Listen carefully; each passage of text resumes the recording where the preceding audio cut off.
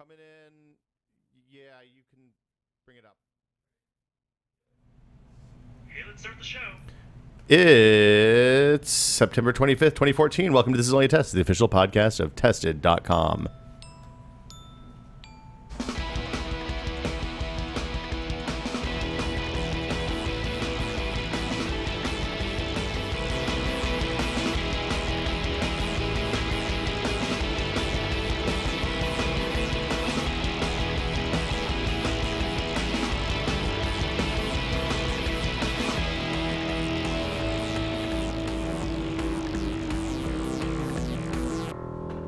I'm Will Smith. Norman Chan, still not wearing headphones, keeping the hair straight. How are you doing, sir? Thoroughly stimulated. Coffee? What's your situation stimulation-wise? Coffee. Okay. And virtual reality on the brain. Okay. Norman Chan... Last time I was here, Norman brought his mail to read. Yeah. During the Apple podcast. And he showed the stickers to everyone in a way. He needs to apologize for the way he showed those stickers because I don't think they could see them. People were sad. People saw the stickers. They just recognized their own stickers. But today, Norman is engaged, and I'm happy about that. He's happy. He's here with us. He only has 2 devices in front of him this week, so it's a novel change. Jeremy Williams, how you doing, sir? I'm all right. It's good to have you back. Thanks. Things have happened since the last time we saw you, but we have stuff to announce before we do anything else. Cool. We're not going to do the normal bullshit talking about stuff. We're going to talk about real business on October 25th, 2014 in San Francisco, Castro at the Castro Theater at 1 o'clock in the afternoon. Let's repeat that. Saturday, October 25th. That's a week before Halloween. It's a month from now. A month from today. We are going to be doing a live stage show at the Castro Theater in San Francisco. The historic Castro Theater. When we say we, all of Tested. Everyone here will be there. Jamie and Adam will be there. This will be your chance to see us do some stuff on stage and also possibly meet us. We might have a hangout. Anyway, tickets what kind of stuff, Norm? What kind of stuff will people be doing on stage? So this is not like Behind the Myths, which is Jamie and Adam's own stage show and tour. We're not announcing a tour. We're not doing a tour. The only plan right now is we had the opportunity because of the Bay Area Science Festival is going on that week to do something cool on stage. And so it's about a 2.5-hour show where we're going to be there'll be presentations from people here, from our friends, from makers, a celebration of making, and we're also going to be doing maybe a recording of the talking room. So the idea is that we're putting on basically a week of Tested live on stage on Saturday afternoon, 1 p.m. Get lunch in the area. Go watch our show. We'll have merch. 2.5 hours, I think, is the target runtime for the show. If you need to make other events, 4 p.m. We'll make sure you get out by 4 p.m. But we'll be around for a while after that, and it's one big hangout. You get to watch us shoot our things.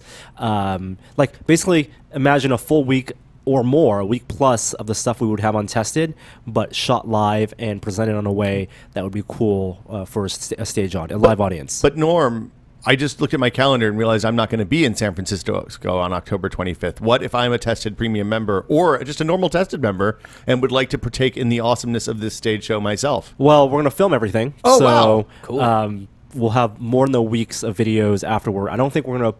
We haven't decided, but I don't think it's going to be like 2.5 hour video that we're putting out. No, I think we'll chunk them up. We'll chunk them up in the segments and release them, edit them.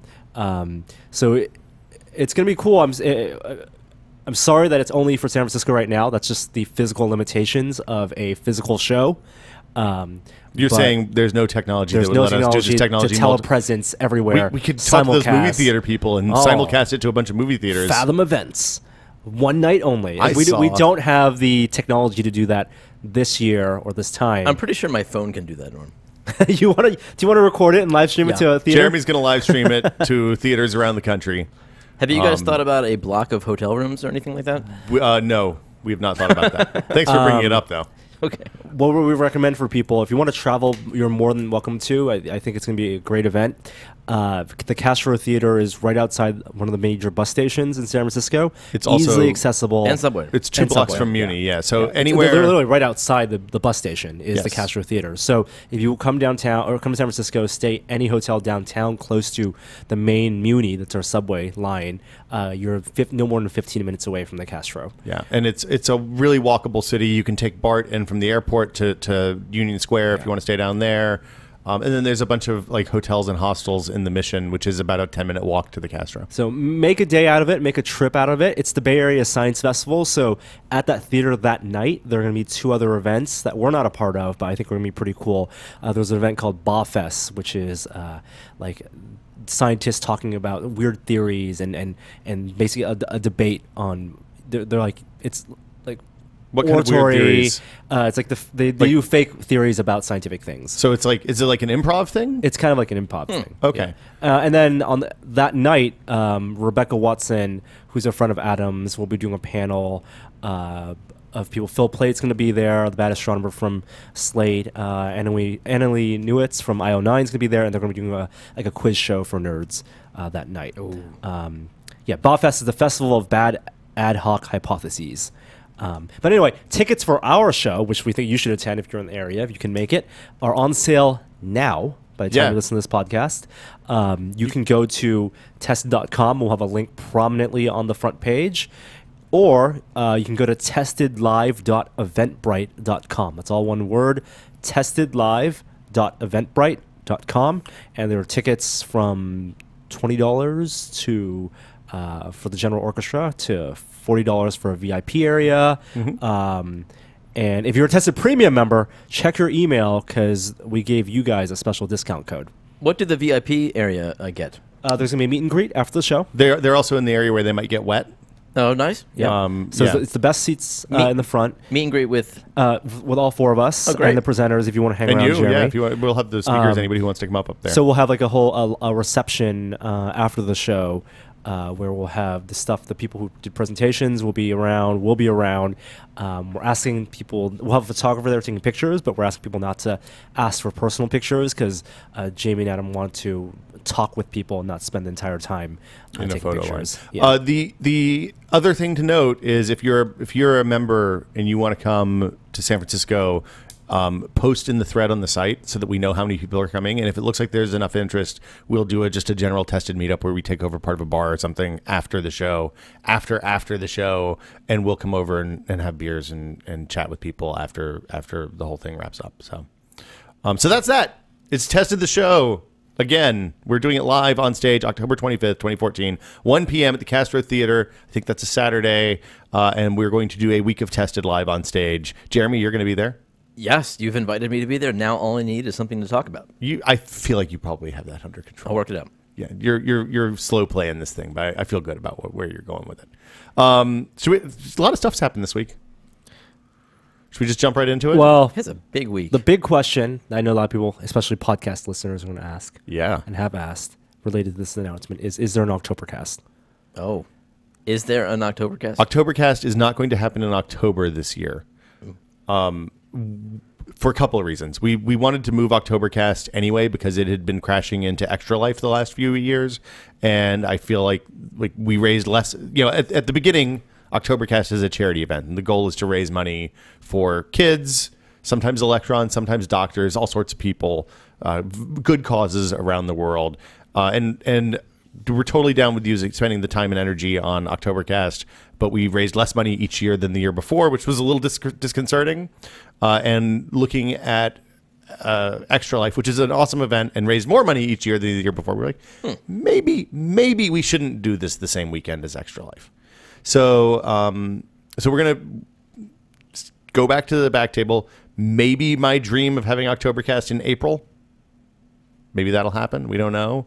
We'll look at times and schedule and all that stuff and see when people can talk and see what works. I don't think your fans are married to the date. They just want to know that one's going to happen. They want a 24-hour podcast. Yeah. We understand that. In the meantime, to fulfill their Jones for 24-hour podcasting, I think, and I got to talk to my wife and make sure she's okay with this, we'll probably do an Extra Life thing, at least some of us. So, oh, cool. So there's your October 24 hours of nonsense. I feel like playing video games for 24 hours is a lot easier than maintaining conversation for 24 hours. Gosh. But I could be wrong. We'll find out. Next year could be a virtual 24 hours. Oh, my gosh. How would you do a couldn't virtual that. 24 That's hours? unhealthy. Oh. You put the goggles on? Not if sustained presence is a viable thing. Wow, that would be the test, wouldn't it? Would be the test. How much money do you think if we're doing something for 24 hours, it's got to be something different. Just to be clear, you talked really big last year. Last year was not last year was 60 hertz. Yeah. That's bullshit. And you lasted 90 minutes, plus. maybe? There's 90 plus is the way to go. You didn't even make it to the donation cutoff, if I recall. 90 plus. My impersonation of Norm is you with your head between your knees going, I raised, and more money was raised with that segment than any other segment. So you're welcome. You didn't reach the Electrons. donation cutoff. People made donations. Okay. They do Plenty like to of watch donations. you suffer. You're welcome, electrons. Anyway, Oktobercast is not in October, but it is not forgotten. We'll come up with something for it in the future. And go harass Gary. Make him do it. Gary, yes. If you want Oktobercast, harass Gary. Don't harass him. Don't harass Don't Gary. harass If Gary. anything, harass Norm, and he can be the proxy for harassing Gary. Wow. Okay, some stuff happened this week. Are we ready to talk about technology news? Go. Well, the new iPhone came out. We'll talk about that in a little bit. Norm, you were in Los Angeles, California, Hollywood. New I think. Kindle. Okay, let's talk about how crazy last week was. Oh, yeah.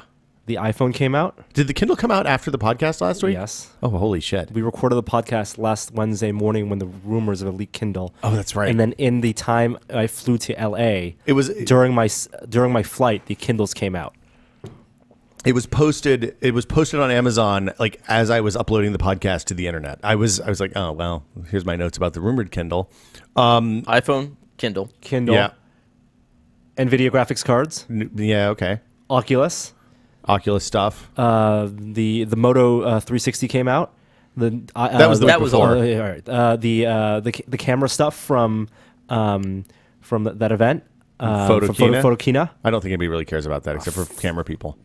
Was it the D7 or something? Yeah, the 7D. 7D. And yeah. that's just Canon. And there's a bunch of other announcements from other companies. Crazy tech week. Craziest tech week. So I didn't put the Kindles on the list. Oh, you 2007. did just then. It was the 2007 of tech weeks for game. Maybe it was the game releases. 1997 of Tech Weeks.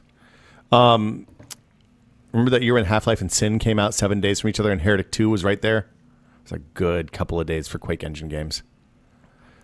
New Kindles. Yeah, Kindles. Because that's exciting stuff. Kindle Voyage. I was- $200. You know, this is actually a legit interesting product because I think for a long time, Kindles were becoming commodity products, and I think people love their Kindles. Amazon wants people to love their Kindles in the same way that iPhone users love their iPhones, Right. and a lot of Kindle users, while perfectly sufficient and happy with the experience with the current Kindles, are looking for excuses for new shiny things, and this is an excuse to buy a new shiny thing for $200. They're the only ones doing the e-ink technology, and they're iterating on that really well. Well, What? okay, so I thought when they released the Paperwhite, which was the first one with the integrated backlight, Yeah. that you didn't need a kind of dangly on front light to read in the dark. I figured that was probably they'd reached a point. You're done. Top of the mountain.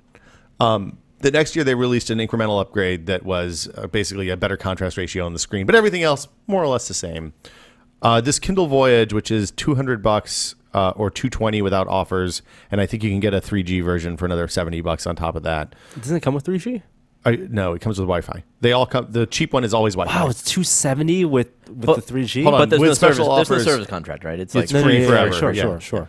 It's expensive. ebook reader. Without special offers and with free 3G, it's $289. So that's the most expensive you can make it. I think people will buy the $200 version if they're buying it at all. Sure. It's the big sell. There's a couple of big changes. One is that it's a higher resolution display, so it's 300 ppi, which is roughly analogous to the original iPad Retina iPad. Which you said just wouldn't matter, but you're happy with the current Kindle. I feel like the initial.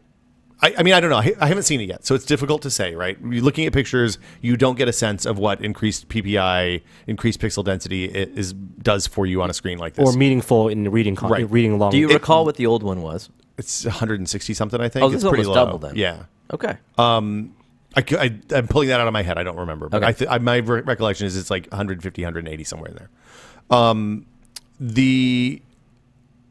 The interesting thing about this is I wouldn't have thought that they would make this product at $200. So the existing Paperwhite stays.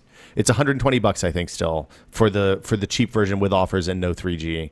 There's also an $89 version, which now still doesn't have the backlight, but does have touch controls. Doesn't have the physical page turn buttons that it had previously. That seems like a big deal to me. The Chud Kindle. It's cheap. No, It's cheap. sorry. You could. That'd be. The fact that they're price segmenting the Kindles like this, so that the. Oh, jeez.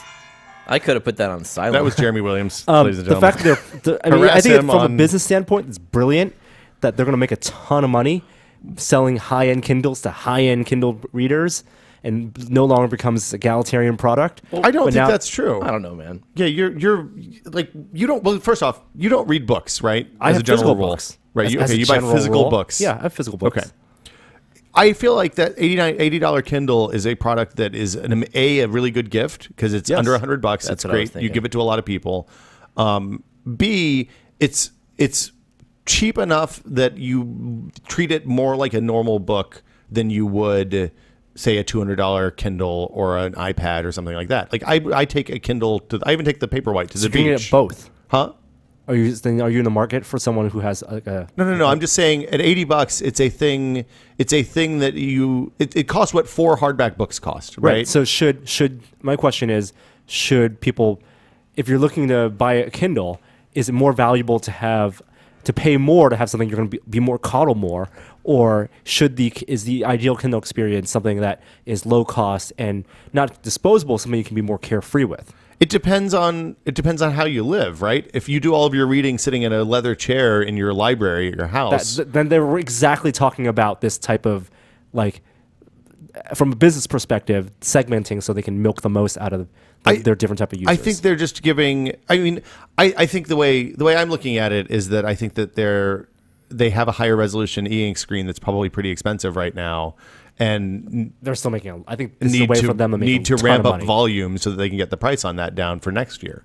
I think that's very. I think technically, yes, it's probably more expensive than the current one. But I think that when we reached 2 years ago, a point where you thought, and I think a lot of Kindle readers thought they would never need to buy another Kindle again. They need one to give you a reason not only to want to buy it, crave it, and because it has it's technically better, but also they know, and it's perfectly reasonable from a capitalism and business standpoint to charge a lot for it. It's what Apple does. It's what a lot of people do. I mean, okay, if you're a person who reads 50 books a year, It's amortized. It still makes sense. I'm not saying it doesn't Yeah, make you're sense. not- like, it's I'm not- just saying that Kindle prices had gone down and efficiencies have gone to a point where it didn't need to be $200. And But- they're going to make a lot of money with this.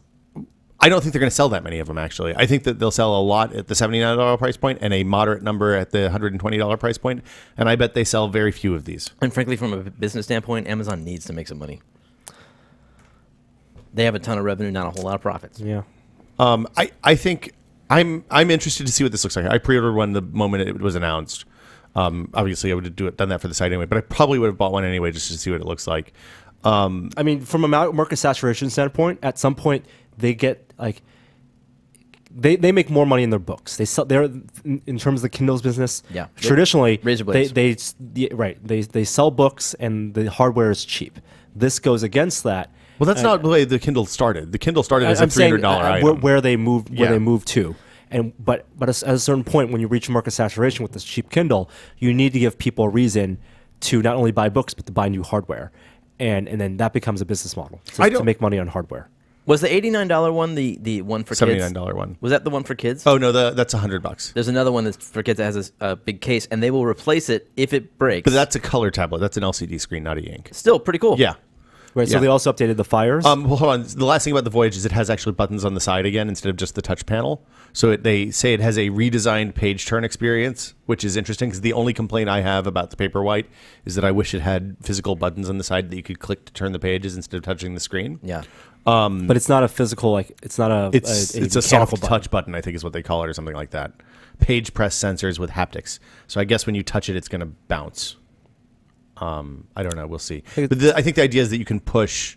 You can rest your finger on it and push to turn without having to keep your finger off of the bezel the whole time. We'll see. We're going to get it. It's shipping on the 21st of October. I'm super excited to see what they've done. There are more Kindles, as Jeremy alluded. The kid one, kind of interesting. Yeah, just from an insurance standpoint. Yeah, so it's $100 for a 6-inch version, which is a fantastic deal for what is either a huge phone. Oh, sorry, it's $150 for the 6-inch version. It's like it's a little bit bigger than my phone, a little bit smaller than a traditional 7-inch Kindle, but it has a big poofy rubber case on the outside, and like you said, it has all the free time unlimited stuff, assuming you subscribe to that. And it has the controls to let you say, okay, this is how much time my kids spend using apps, this is how much time they spend using watching video, how much time they spend listening to music, and lets you separate educational stuff from games and like all sorts of granular controls. So you don't really have to pay attention to what your kids are doing, presumably. And it's $150 for the 6-inch one. I think the 7-inch one is a little tiny bit more expensive. It's like $40 more. I imagine the software features are a part of every Fire. They are, Yeah. Okay. Yeah. This one, though, the interesting thing is that they say that if a kid destroys it, they'll just replace it for 2 years, I think. Good deal. Yeah, it seems like a good deal. 2-year worry-free coverage, yes. It's got to give them an okay internet browsing and OS interface. I think you just turn off the browser. If you have a kid who's 7 years old, yeah, I mean, do you let your kids use the internet browsers Well, unsupervised? Yes, pretty much. Okay. He's my 7-year-old son saw me buying shoes last night. He said, "Oh my gosh, I didn't know shoes were $100. That's amazing." I said, these are, shoes are expensive, but there are more expensive shoes than this. And so he went back and browsed the web for expensive shoes, and he came across some $1,200 shoes. So you can still go higher. Yeah. But what's the takeaway from that? Like, I should not be asking for new shoes so often. Wow, I didn't realize shoes were so expensive. He's just into money and material. No, it's a phase that happens. Did you see my tweet, by the way, where he bought something? He broke into my PlayStation account with his using facial recognition because the PlayStation thought he was me. Wow. He does look kind of like you. Yeah, apparly. Yeah. And then he bought Trine. Well, I mean, this is good taste. Yeah, right. It's like a real person. Right. Holy moly. Yeah, we've been thinking about that in our house, the having to put passcodes on stuff. Because my daughter's at the point where she just likes banging buttons on remotes and game controllers and turning on the Wii U. And all of our stuff is, of course, set up to like one click, just boom, buy it now. Right. And so I'm going to come in and there'll be a copy of like Kirby's Epic Mealtime or whatever on my Wii U that I'll be like, I didn't buy that. I wonder if Sony, just like the Apple lawsuit, with kids buying stuff on the in-app purchases, like if facial recognition is the password and theirs isn't good enough to distinguish you from anyone else. They're going to say it's Jeremy's fault. Yeah, I know it's absolutely your fault to use facial recognition. Clearly. Yeah. I wish your son had. Not to mention having children. Been smart enough to just print out or pull up a photo of your face on like his iPad. Yeah. And then put that in front of the Sony screen to recognize it. I know. So was that the intent? Like, I want to buy Trine, so I'm gonna see if I can get into. I think once he got in, his gears just started turning. Oh, I can buy this. Yep. You can never tell what they're thinking. This is like why without physical real money. You can't. Like there's no looking inside that black box and knowing. I'm sure it's terrifying. It's actually usually just funny. So at least when they're a year and a half, when they're 7, it's a whole different level of terror, I would assume. Yeah. There's new Kindle Fire 7 and 6-inch versions. The 6-inch is $99, which is kind of interesting. It's a quad core. It's unclear exactly what CPU's in there. And I assume at this point they know how to make these things perform because the last couple of generations of 7-inch have been quite good. And they have a new OS. A new version of the OS. Yeah. Unclear if that's going to be more. Hopefully, it's more in the Kindle tablet line and not in the Kindle Fire phone line. We'll see. And then there's a 8.9-inch Fire HDX for $380. That I don't. Okay. Yeah. Yeah.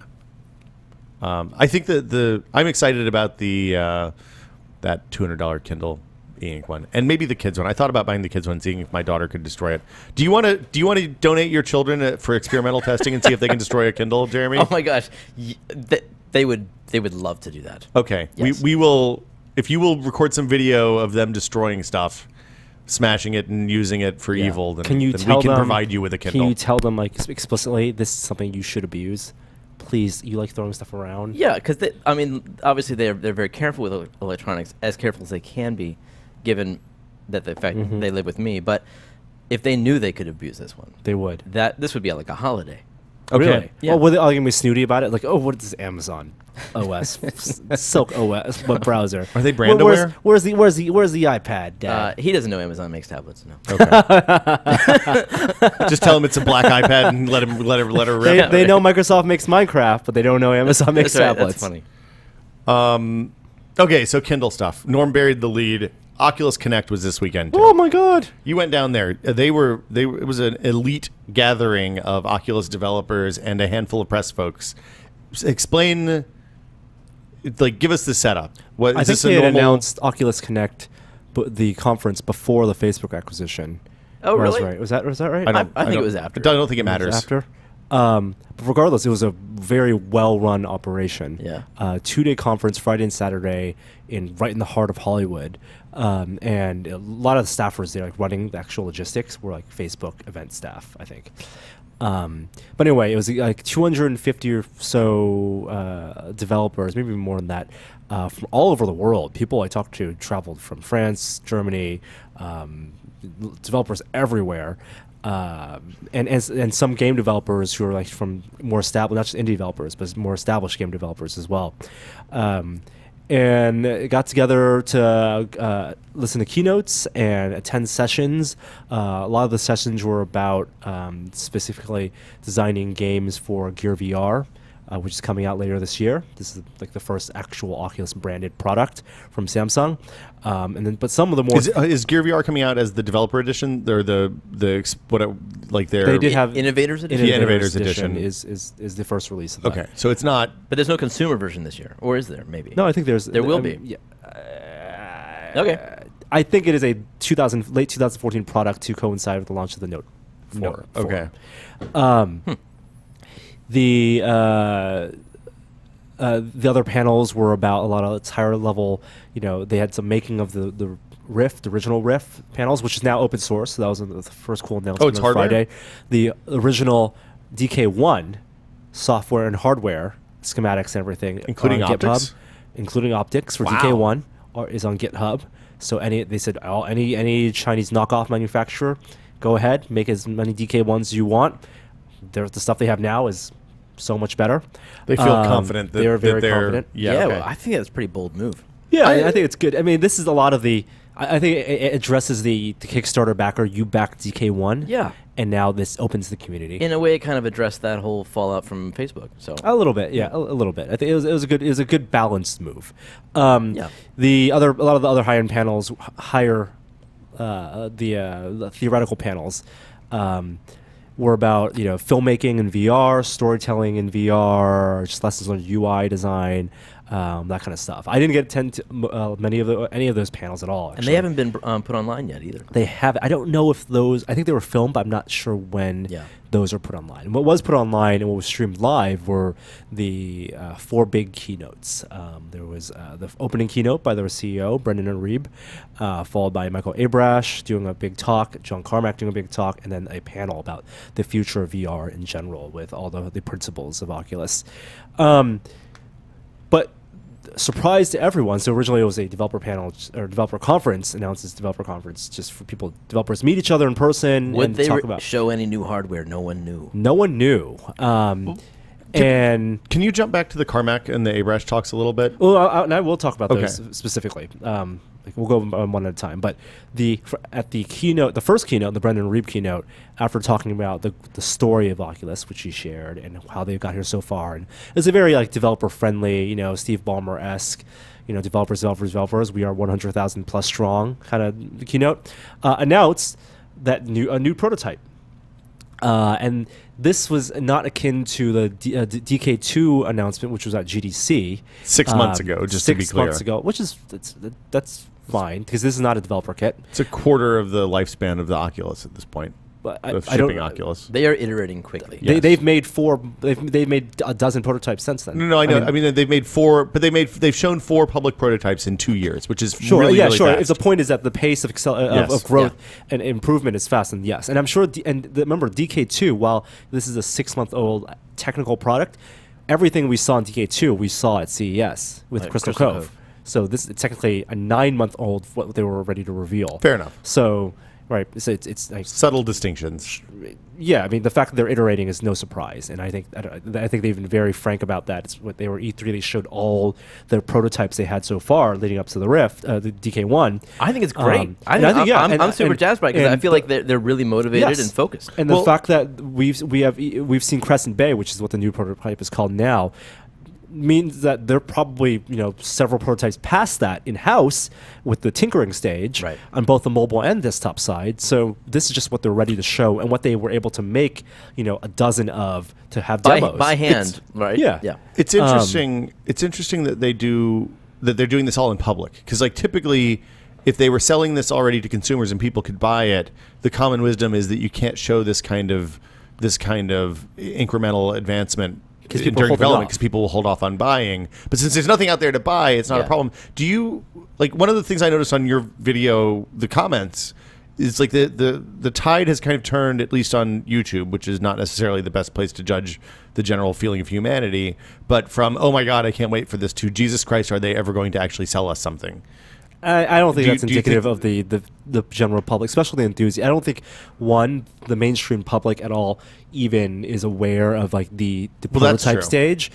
Gear VR will probably be the most forward-facing, public-facing VR product we've seen in a long time, and that won't be a wide release. That will be like in some stores when people buy Note 4s as an upsell. It seems like the kind of thing you might try at Best Buy or at the cell phone sure. store, and then be like, okay, well, that was cool. And I think in the actual VR community, the messaging since the Kickstarter has been clear that if you want this thing to happen, if you want VR to happen, and in a meaningful way, I think developers are ready to be patient, and consumers like Jeremy are ready to be patient for them to get it right, but can still be excited about the transparency and about the advancements. And I think that's I mean, if you split that from like the smartphone model and the Apple model, it's extremely refreshing to be able to like discuss all these, because it's a new frontier. Yeah. Whatever that consumer version ends up being, it will support the base features of the DK2. And so right now you can buy the DK2 and that you can develop games that will work great on whatever that consumer version is. And that's what's important. And that's what I asked Nate specifically, right? You're making prototypes, but at which point is there something that developers can work with that then when the product they make, they won't be shorted on whatever, some feature. Now that, again, so to describe the Crescent Bay, because I don't know if some people, podcast listeners, don't know about it.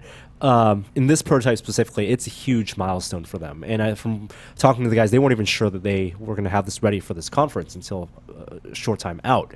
Like you said, hand-built prototypes, right? I don't think they were I mean, of course, everything is hand-built, but they had the proper labels. It was very much like a Crystal Cove design, in terms of the polish. They said that this is the prototype that matches the Valve Room demo of achieving sustained presence for a majority of users, which none other prototypes before or products before had done. The stuff that we've had that gave presence was in like fleeting glimpses, kind of like when you were sitting. I would say not even on the.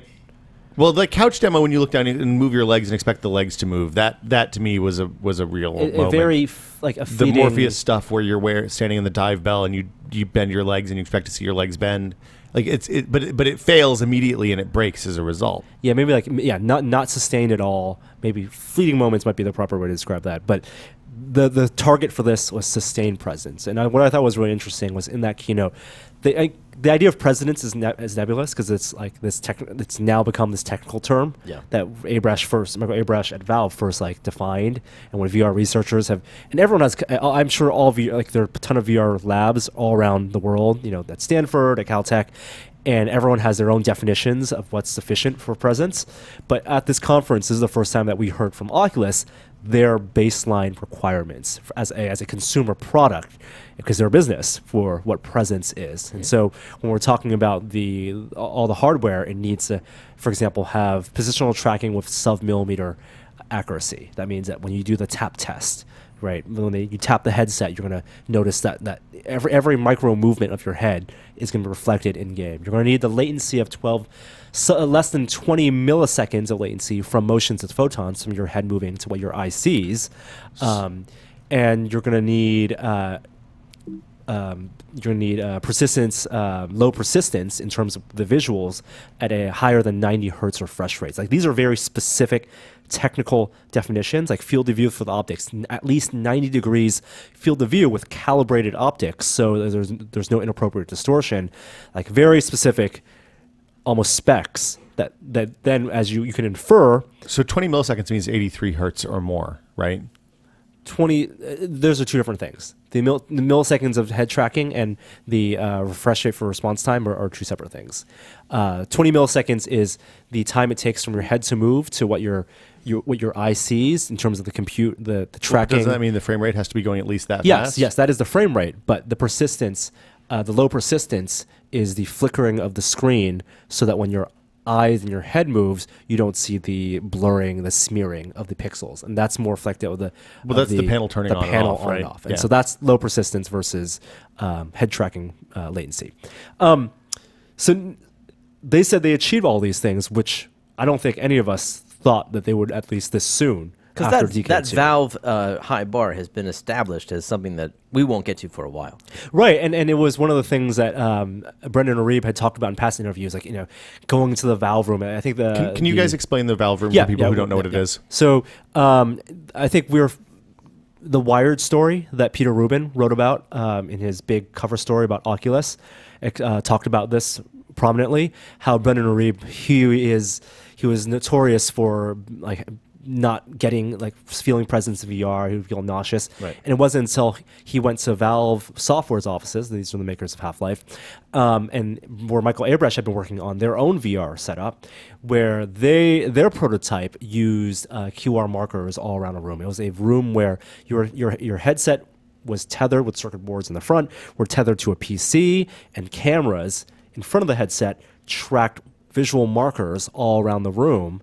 And that gave you the high degree of accuracy for tracking, enough so, and of course combined with whatever visual and display system they were using, to give you that sense that you were in a virtual space. And the demo that was created for the Valve room that they talk about is the idea of standing on a ledge, like at the top of the Eiffel Tower or something, and the feeling of vertigo, and the feeling of space. And that having seen that, they knew that virtual reality was possible on a consumer product was possible. And it's worth pointing out that Valve spared no expense in making that their own internal right. demo. It was not intended to be a commercial product. They wanted to see what the future could bring. Yes. And then once they figured out how to create presence, then they would try to reduce it down to a consumer device. But their device was just this massive, huge panels.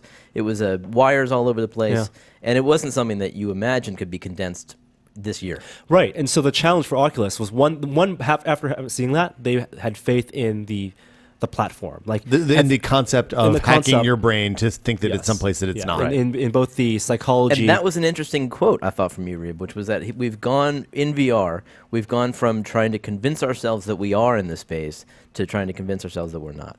Explain. Your brain when you're wearing the headset. If sustained presence works, then you have to convince your brain that you're actually not in whatever space you're seeing. You have to remind your brain. You have to remind your brain that you're actually in a small room. That, you're not standing on a cliff. Don't fart. Yeah. Right. There might be people around you. Right. That's was the farting the example they get? No, that was just my. Okay. I was going to say that's. Enjoy your Soylent, Norm. Yeah, exactly. But the challenge is to, again, make this a consumer product, something that doesn't require a room full of QR codes, something that's going to be affordable. And that's a technical challenge that Oculus, I think, has, for the most part, achieved. So the Crescent Bay demo. So explain the demo, the hardware is lighter, first of all. They've redesigned. They're ever moving closer to a better ergonomics. Did you feel like it was light enough to be a consumer device? No. Okay. Could you wear it for as long as you wanted to wear it? Yes. Okay. I'm not put off by the DK2. I don't think that's too heavy. So the fact that they made it lighter is exciting to me. So it is not only slightly lighter, but because the back has that a clasp. There's it's a different strap it's entirely. A different strap right? entirely. There's a plastic clasp on the back with IR lights because it's 360 degrees of positional tracking now. The weight distribution is better than the DK2. Okay. It feels less front heavy than the DK2. And also another reason for that is because the cord, as opposed to DK2 where the cord kind of dangles from the front and drags you, because you have the resistance of a mouse cord. And you know how some PC gamers play with the mouse cord dangling from like a spring thing, stand. Yeah. So there's zero resistance from that. With the Crescent Bay demo, the visual cord and power cord was held up by a handler over their shoulder, and so that was getting less in the way. So it felt less cumbersome from the ergonomic standpoint. And that was just ergonomics. They added audio, positional audio, which is, I think, a big deal. And they talked about that being one of the components required for virtual reality presence. So it's integrated audio where they have optional earbuds, but they've also licensed this technology that allows them to do this spatial positioning of audio. Yeah, and it's from the University of Maryland, which actually I think is Brendan Reeb and other Oculus founders' alma mater. It's one of the, maybe, Some of them came from speculating, there. one of the reasons that he donated $31 million. Yeah, it's good speculation. To that university. But they had researchers from the university who actually have their own separate company there doing positional audio stuff. So did all the demos have the audio in it? Yes, all the demos had And audio. they were using their own headphone design, right? They were using their own headphone design, which Palmer was kind of irked about because I think internet speculation, and you go back to YouTube comments about this, look at the pictures and it looked like cheap Sony earbuds that you get bundled with the Walkman 20 years ago. Yeah. But they said they actually put some real effort, and of course this is not indicative of the consumer design, Right. but they put real effort into the drivers, and it was a good sounding experience. Unfortunately for them, the place where they demoed all of these was a noisy ballroom where everyone was kind of So you had they hubbub? set up like the fake walls, like the meeting The- room the walls draped that walls, have no yeah. ceilings. Not exactly soundproof. Not soundproof. There were no ceilings, any of these. So Yeah. all the spillover ceilings. noise from all the Right. if you look at any of the photos they took, right, you can see like Yeah. the ceilings, like the ballroom ceiling. Did you get the 3D sense though of the audio? Yeah, so you can get a 3D sense. It just unfortunately it wasn't a great I understand. setup where you can hear like whether it was a good quality speaker or not. Right. The better demo of the positional audio was outside in the lobby of Oculus Connect. They had a demo set up from the researchers of University of Maryland, where you put on not the actual, you just put on earphones. You didn't even put on goggles. You put on earphones. You close your eyes, and they had a cube, a right? cube, Yeah. and they move the cube around you. And because there was a tracker that they put on top of the band of the headphones, Yeah.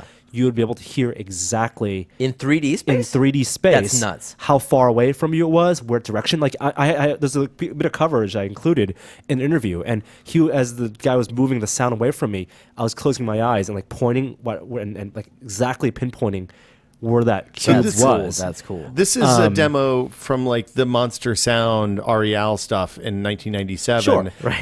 But they did it with you move the cube in software Yeah. and not a physical Right. cube. That's awesome. And I asked them like, how is this different from like binaural recording? Like you can go to YouTube right now and if you search, I don't know if that's the right pronunciation. Binaural is how you say it, yeah. Binaural. That's you can. Recording studios can do this trick where you can put two microphones where the ears would be and record sound, stereo sound from like a scripted scene. It's a little weirder than that. And then when you put headphones on, it actually you hear the 3D sound, the visual sound as a recording. So it's weirder than that. You actually put the microphones inside casts of someone's ear, Sure. and the microphones are directional inside the ear holes, and then. But generating that on the fly uses something called HRTFs or something like that you use to place the sound by calculating the lag between the left ear and the right ear for the placement of the sound, and then sending to the correct ear. I would expect that to work on a single plane, but it sounds like what you experienced, you could tell where it was in 3 dimensions. If you think about it, you have 2 ears, right? Yes. So you can hear when an airplane's flying over, and it doesn't sound like the airplane is in front of you. But I don't know how sound works in my ear. It bounces all over the place. My drum is 3-dimensional. I don't know. So the difference between this and that type of recording is that your positional movement is the trick. Like binaural only works if your head is still. Yeah. It doesn't work dynamically if your head is intention is for your head to move around. And in a 3D game, your head's never in a still place. Yeah. The sound's gonna, the 3D sound's gonna be different from one position as 2 steps forward in the game.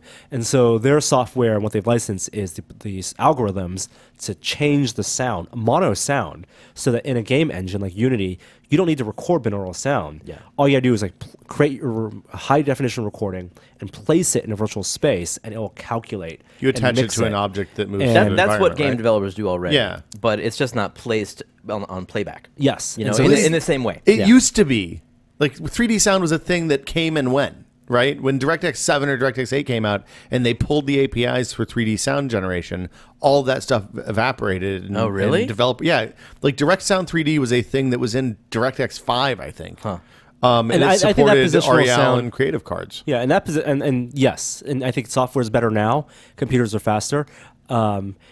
They said that this isn't going to be hardware limited, so you don't need to use their headphones to get the positional sound. The SDK is going to have support for that, which is good. But the fact that they're paying attention to sound, I think we all expected it. The fact that they confirmed they'll have an integrated audio solution. It's vital to the experience. I think is a good thing. It's super cool.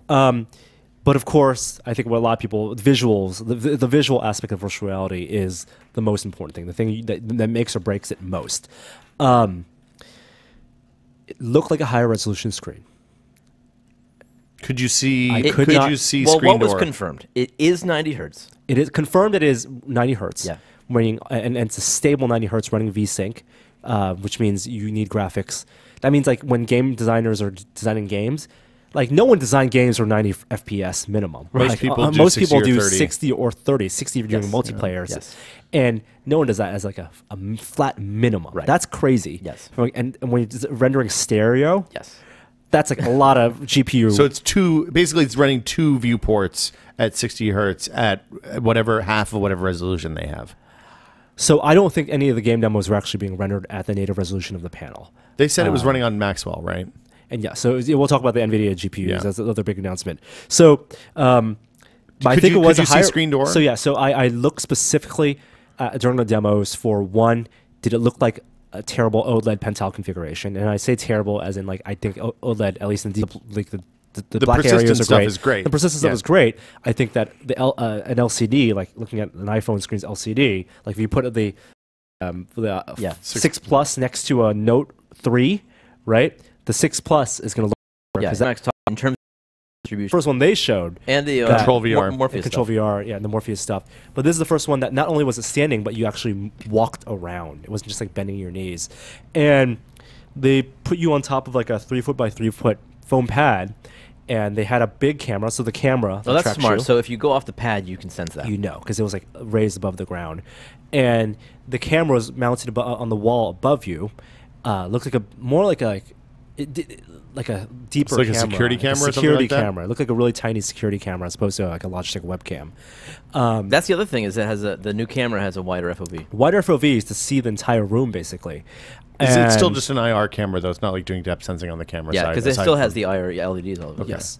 And I was able to walk around in a lot of those demos, like walk in a small circle and duck and crouch. And I got to say, crouching and looking up in virtual reality, that gave me the biggest sense of presence. How did they manage the cable? Was there somebody just there holding it So above the you? handler not only held it, like the cord went from the computer to around the back of the handler over their shoulder and to your head, and so they could give you more slack. Okay. Or they could move it up above you. It's in the video. I assume that you had no body in this demo. You were just a disembodied camera. That was the worst part of it. I think that half the demos were first-person video demos where you were like a FPS, like the showdown demo. You're surrounded by people. The environment was scaled to your body. You were in a room. You were in a submarine. You were in a hallway with a T-Rex. But or you were on top of like this Arkham City style cityscape, but you didn't see your feet or your body, or and definitely not your hands, because that wasn't being tracked. Yeah. So not being able to see your body and not being calibrated to your height, that took away from the sense of presence. Huh. So it wasn't calibrated to your height. Like you didn't feel like you were however tall, like 5'7". So I never or got that sense of 5'9". vertigo, but looking over that ledge. But the demos where you were in a disembodied state, where you were just the god, like Lucky's Tale, or you were diving into like a scene into like a small diorama, or you had a virtual reality like city, a HUD, or flying through this portal thing. Those felt the most real to me. Interesting. Because you didn't need to recognize other parts of your body. You were just your eyes and your vision moving through this space.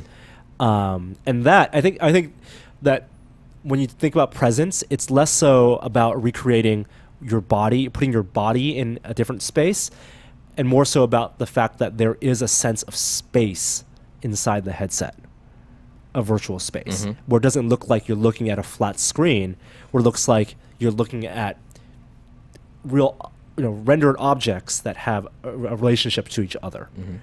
It feels like a real place rather than a real constructed virtual place. Not a real place. Well, but like I don't think anyone would. I don't think anyone, even in the video panoramic stuff, would go in there and believe that they are somewhere. I believe that it's you can't equate it with the experience you have in the real world. But I mean, that's the ultimate goal, right? That is but for them you to cannot. mimic the real world, But Abrash in his talk said that's not going to happen in our lifetimes at all. just because of Because of the limits rendering of power rendering and art of creation. display. Well, you You talked need- about the Matrix tapping in. Like that Yeah. technology is beyond our lifetime. You mean And- plugging into the back of and your also brain, a big for giant spike real, in? I don't want that. Really? I mean, it only hurts for a moment. I think you got to be born with it. We're all tanks Yeah, they and gotta impart dozers. it at a baby. We're all tanks and dozers. Yeah. None of us are Neos. they're gonna write us out of the second movie anyway. Yeah. Contract dispute. Yeah, we're Let's be real. We're really the annoying guy from the sequels. I really want to hear about Gear VR because yeah. So they made a big deal about that being a non-tethered experience, which comes with some benefits. yeah. So the standing thing, to go back to Oh, sorry. one last thing. Go. Palmer said Oculus Rift, very sit down. He said it in a very forceful, lockdown way. I think that was intentional. I would not be surprised if for a consumer version they are experimenting with the idea of I don't think anything's been confirmed yet. I got a very legal sense from him, which was by law we are stating You that should- the yeah. Oculus Rift is a sit-down experience. No one should stand up with this thing on. I mean, just to if be you clear, if you do, you do so at your own peril. They like when people have done installations and stuff like that, where you like at the Game of Thrones exhibit, where people were standing up in the elevators They going couldn't up the ice partner with wall. Oculus They for wouldn't. Oculus did not partner with them, and the implication was it was because they wanted them to stand in the elevator. So is the feeling then that will never officially release and market it as a stand-up experience? I think it has And to that- be wireless. You would and that only and even if it's wireless. not only that, it's the safety. Yeah, the precautions. safety of like bumping into things Yeah. and falling off.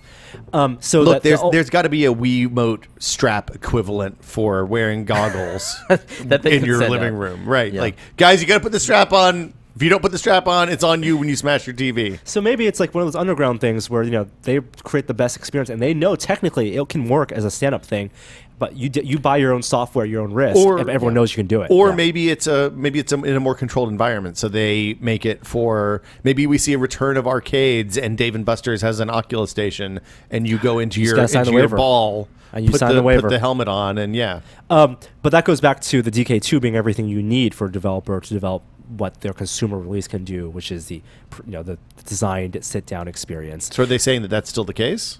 I think Yeah. they've said that that's the case Okay. with the DK2 when that first came out in the forums. And did they say anything? Still no word on consumer, obviously. Still no word on consumer. I think Presumably it's not this year. Yeah. No wait. No kidding. No, Probably end of next year at the earliest. that's my guess.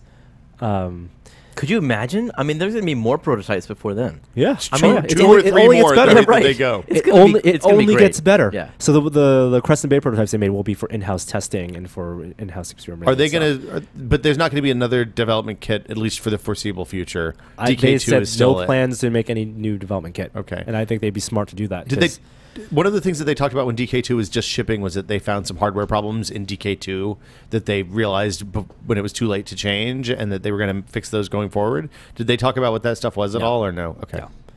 No. I think yeah, DK2 and but going back to a DK2 at Oculus Connect because that's what all the demos. Yeah, all the right. I couldn't do it. That's what you said about DK1 when I you couldn't when you do did it. Crystal Cove.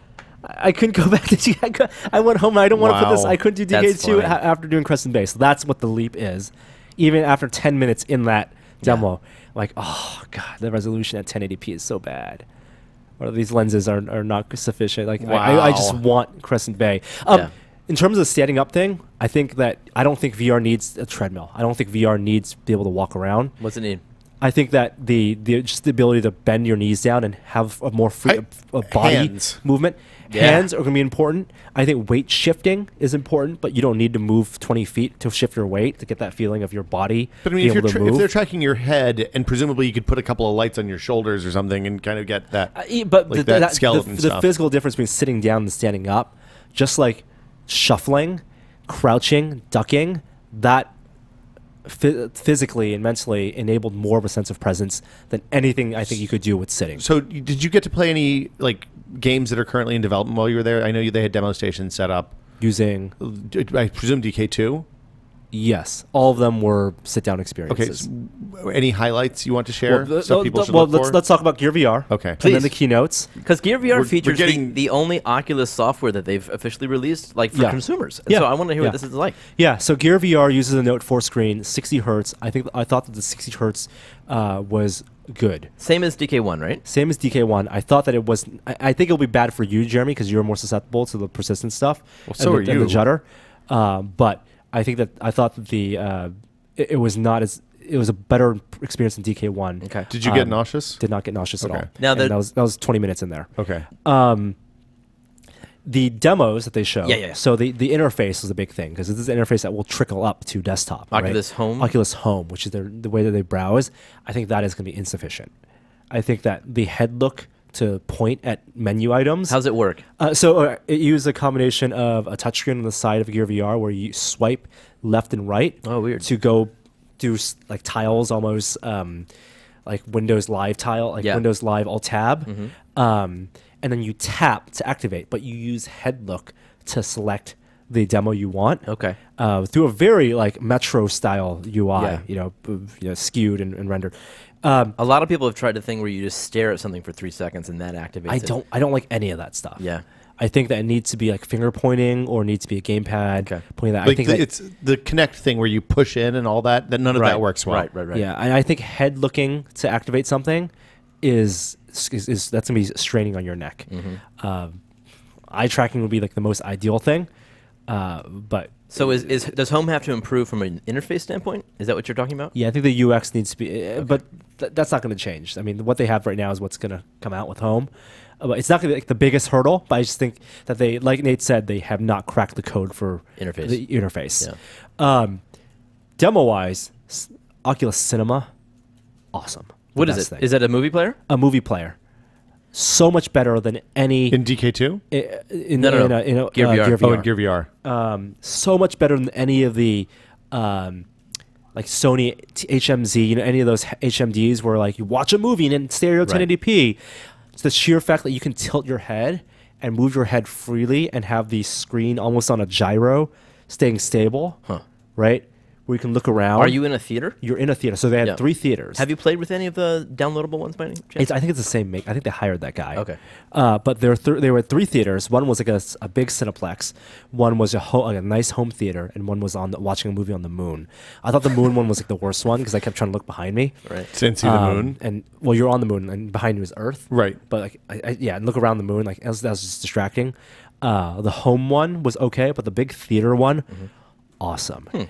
Because I was able to lie back, and the trick with that because it has no positional tracking. Oh, so right? you can lie back. You can lie back, and you don't need to move your head forward. So no positional tracking, I think, would be the biggest weakest link on Gear VR. But for cinema, Oculus Cinema, you don't need positional tracking. You're leaning back; it's just head rotation, right? They approximate where your eyes are relative to the center axis for where your head's turning. But even though most of the rendered graphics were lower resolution and scaled up than 1080p, because you can't render everything at 2560 by 1440 on a panel on mobile and have a good battery life on that and watch a 2-hour movie on that wireless. What John Carmack talked about in terms of distribution of resources is rendering all your game assets and all your virtual assets at low resolution, scale that up. And I think it looked okay, but the movie itself actually maximizing all the pixels and giving you the 1K by 1K per eye on the pixels. And that movie, I watched like a Transformers trailer.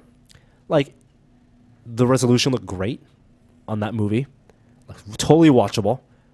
Totally And watchable, like a really good experience, or totally watchable, like I would not YouTube replace- in 2004, 2005. Like a great experience, as in I would not use it over watching like a real TV or going to a real theater. Okay. But I would watch a full movie this way. Like if you were on an problem. airplane or something? Oh, easily if I was on an airplane. Yeah, way better than holding a phone up. Was it 3D or It was 3D. It's a 3D scene with the movie projected on a 2D screen inside the 3D screen, right? Yes. So it's a 2D movie, though, No, not a 3D you can watch movie. a 3D movie. But you can watch a 3D movie. That And was a 3D movie. Is there? show. And I assume Samsung is going to be selling 3D movies in their Gear store. I'm sure Oculus will sell them. Yeah. Okay. Interesting. But it was an empty theater, and it felt like an empty theater. It felt like, and it's the big difference is the head tracking, which in terms of watching a movie, you never think of that being an important thing.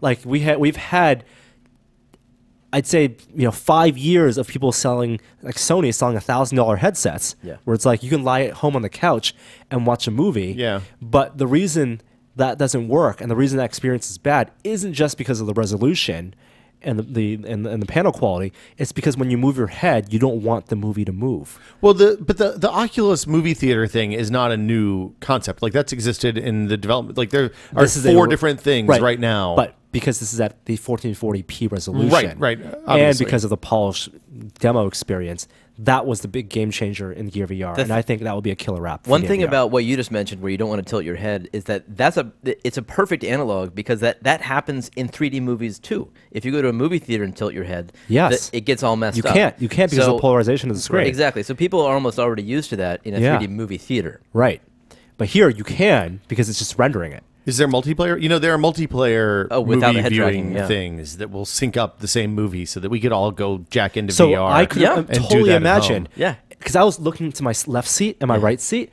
and I was like, I could imagine an avatar of a person right Why there. not? And like You could be holding hands with the person next to you, and it could be somebody completely nodding, different. And nodding, and like, oh, that was a cool scene kind of thing. High five, bro. Right? And it didn't matter that the screen, the Transformers trailer I was watching didn't fill up the entire screen, that there was some, virtual bezel around it. It filled up enough that I was getting a good experience watching. Your field of view was filled by enough screen that you were cool. That I was watching it, and I was actually glad that it wasn't IMAX style encompassing the entire screen, because I felt comfortable. I didn't feel claustrophobic. There was no sense of claustrophobia. That's the thing that the cinema apps that I use with the DK2 were missing, is that most of them seated you so far back, either too close or too far back. There's like a real sweet spot that seems like it would be closer than you would sit in a normal theater, but further away than like the first 3 rows. That makes the chatting room, social room, avatar experience You mean the tricky, Connect? because who gets the best seat in the virtual space? Everybody gets the best seat in the virtual space. No, because then you're looking at when you're looking at each other, it doesn't work. Look, yeah, it does. Because it's like when you play a board game online, everybody wants to be the red player. But if I want to look It left doesn't and matter. see Jeremy to my left, Yeah. he's in. Jeremy when- sees you to the right. The row is infinite. Not if you're doing. That's only if you're doing 2 people. No, you if can you're put as doing many people as you 100 want. people, and I want to make sure that I see Johan down there 5 rows and wave to him. Then for him to look at me, the spatial relationships have to be exactly the same. No, as in all a that real means theater. all that has to be right is the relative relationships. Space once is you relative. but once you add 3 people, Doesn't matter. so if The I need- computer knows where you're looking. You know where he's looking. Right. His computer knows where We he's need- looking. It can translate all of that stuff. it does, no. Virtual, If- it's pointers, man. If Johan needs to be 5 rows in front and Jeremy needs to be 4 seats to the left, then Jeremy and Johan needs to be that perspective too, and so we can't all have the It best can seats. all translate. Then The, the render- computers can adjust everything. But then the rendering of the theater doesn't work. Yeah, it does. I'm kind of with Norm on this. Because one. Jeremy sees the screen from his perspective. I don't think we'll. It's I like, totally understand what you're saying. What I'm telling you is that this is a software problem. You can fix it. In the real world, the software is malleable, and the rendering viewpoint is up to the computer. But won't the geometry of the actual space have to be different? Do you think that's what is it? What is it he drinking? What's he drinking? Do you think that's air you're breathing, Jeremy? No, it's all virtual. The computer can give you whatever you want. All right. Well, the design of the cinema would have to change to not represent a real physical cinema. can I change of that topics for a way. second? Yes. Carmack was very insistent that the photographic panoramas were the most technical. He was most proud of the technical aspects of that demo. Can you talk about, because it really maximized the resolution of the screen, and I guess it was a good experience for him. How did you like it?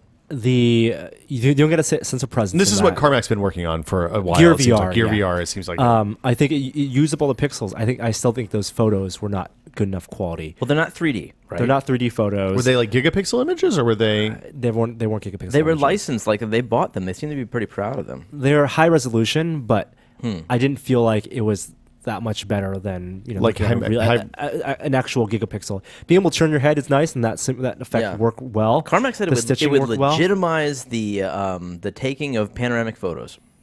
Carmack has said a lot of things over the years. Yes, and Many of them are right. aren't they? I think panoramic video was the Oh, you core like thing. that one more? You mean Yeah, like stitched video? that Stitched was video. Yeah. Which Can't you see the seams? Didn't that mess No, up? so that was that was the good part of it. Who did they have doing that? They did a film. I don't know who they shot, who shot it, but the demo was with the Cirque du Soleil.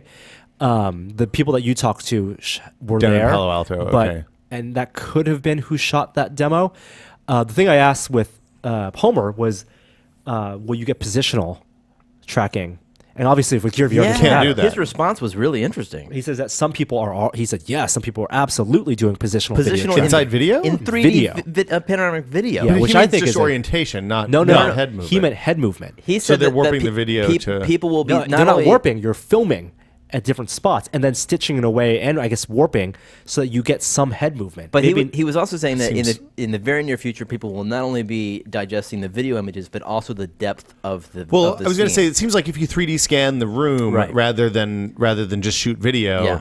then that becomes possible. But then Which- you're going to still get into a perspective where you can't see the back of the thing from the camera, and then it's just going to get weird. Yeah, I think there must be a window of movability. So I talked to people at XO who are doing video stitching, like open source video stitching. I think it's called EleVR, ELEVR, and they had the best stitched video I've ever seen. But when I talked to them about their workflow, it was frankly kind of terrifying. Like, And it I was think- like 2 weeks of work yeah, for a 30-minute not only show. will stitching be a problem. I mean, they're working on that. and computationally, it'll get better with algorithms, Yeah. and it'll reach to a point where they can get good enough to make the workflow work. But the filming of it, like the camera setups, the rig setups for video right now, it's challenging just to get the ball so we can shoot video from enough directions so it's stitched properly, but then to also get depth data for that. Right. And then also have more cameras so you can actually get that Well, new data. And it's just it changes the language of cinema too. Like it is a completely different way. Yeah. Yes. It's every bit as different as when we got cameras that could move and cameras that you could do tracking shots and pan shots and tilts and zooms and all that stuff. Cinematographers already have they can control what you focus on with depth of field, but when we're talking about this, they can't even control what you're looking Well, at. and most film shoots, TV shows, everything, there's the part that's on camera, which is a tiny fraction of the room, and then there's all the supporting stuff, all the lights and microphones and all those guys in the background. Yeah. And like most, like it's much more like a theater. At that point, you might as well do it in 3D and make a game. Yeah, but they want It's much easier. But you want the Beck music, the onstage experience with Beck playing right in front of you, right? In the band, you're right on stage with the Rolling Stones. I think for the near future, the best experiences will be without positional tracking, or maybe with just head turning. And I think directorially, we're going to learn. Filmmakers have to learn the language of cues. So Cirque du Soleil, they had cues in the performance, in a very scripted performance. They've always done that. To point your heads the right direction. And Well, so he's talking about for the Oh, Oculus. no, but I'm saying like Cirque du Soleil, if you've ever been to a Cirque du Soleil show, is really good at putting a shitload of stuff on stage at once. So there's always a ton of stuff happening, but there are points in that performance where you are strongly encouraged through subtle cues to look at specific stuff. And that gets augmented when you're sitting in the middle of that performance, as opposed to them facing you, it being a 2D cue. It's a 3D with spatial sound cue. The stuff I want to see shot are things like Sleep No More, that thing in New York that Braga went to, the closed building live interactive stage show where basically performers are in the theater and everybody else puts on a mask and a cloak and walks through, and it's kind of just like flies on the wall of this thing that's taking place in a fairly large building with dozens of actors working. Yeah, I don't know if we'll be able to get that film live anytime soon. Anyway, Gear VR, they had a ton of game demos. It sounded like they were ready to populate Gear that VR. for Gear VR. Oh, really? Is this stuff we've seen? Lucky's Tale was in there with no positional tracking, which sucked. Oh. Like not being able to look Not being your able head to in. zoom in? Because there's a controller that they're going to sell with this, Yeah. like a Bluetooth controller, which I didn't really talk about in the video, which was a little flimsy. But I mean, Android, you can use almost any Bluetooth controller with. What about? Did they show like Super Hot and stuff like that? Because I can't imagine that would work without positional stuff. No Super Hot. Super hot. Super hot. Temple Run. I did Temple Run from first person. Remember when Oculus came out last year? I'm like, we got to do this endless runners from the first person. But you did Temple Run, like the actual. They game? have a VR version of Temple Run. First Okay. person. First person. But you use a combination of your head tilting, and also the controls. Huh. I didn't like that much. Okay. Maybe it was because it was Temple Run. I think that Temple Run is could a have little bit improved that. compelling. Yeah, I still think first person runners, endless runners from the first person is compelling, but the speed has to be right. Like the ramp up, the jump to speed, the way I think that you need to be a fine balance between head look. Like you know how mouse look for FPS games, Yeah. and 20 years ago was the thing. Yep. And it was a breakthrough thing, and it was developed by id. But head look, I don't think they've got right yet. Head look is not the best ideal control mechanism. Well, because normally you don't hold your head still enough to use it as a controller. Yeah, even when you're or as like, playing frankly, Destiny on a or screen. you don't whip your head Yeah. like that. So I mean, the demos where you have to like, oh, look here and hold your face there for 3 seconds to activate something. Was it comfortable? I don't think it was comfortable. Okay. Yeah, your VR was comfortable. Like Also, that new headband thing with the thing in the front made it more comfortable. it was different from Crescent Bay, but it was still comfortable. Okay. It being wireless, the mobile experience spinning around the full chair, I think helped. Okay. And so I hope games will be developed for that. Did you play any other games that people have under development? Yeah, none of them look like really complete. I played like 3 or 4 of them. There were some accessories there. There was like a Tron game, like you're putting a lot of like just scripted sequences where you can look around. There's a world like a modeling game. But nothing that leaps out as the next Elite I or didn't see Super enough. Hot. I didn't see enough of Okay. that stuff to be able to tell. A lot more stuff. I know we even talked about Carmack's keynote and Abrash's keynote. I think that's going to go beyond the scope of this podcast. We are going to run out of time if we talk about that. The Carmack keynote, the big thing that you should take away is that that guy is a goddamn genius, and we all knew that, but even more so. And I think that How much of Carmack's keynote did you understand without having to Google shit while you were sitting there? 40%. Okay, I think that's a pretty good ratio. I think I could follow along all the logical points Right.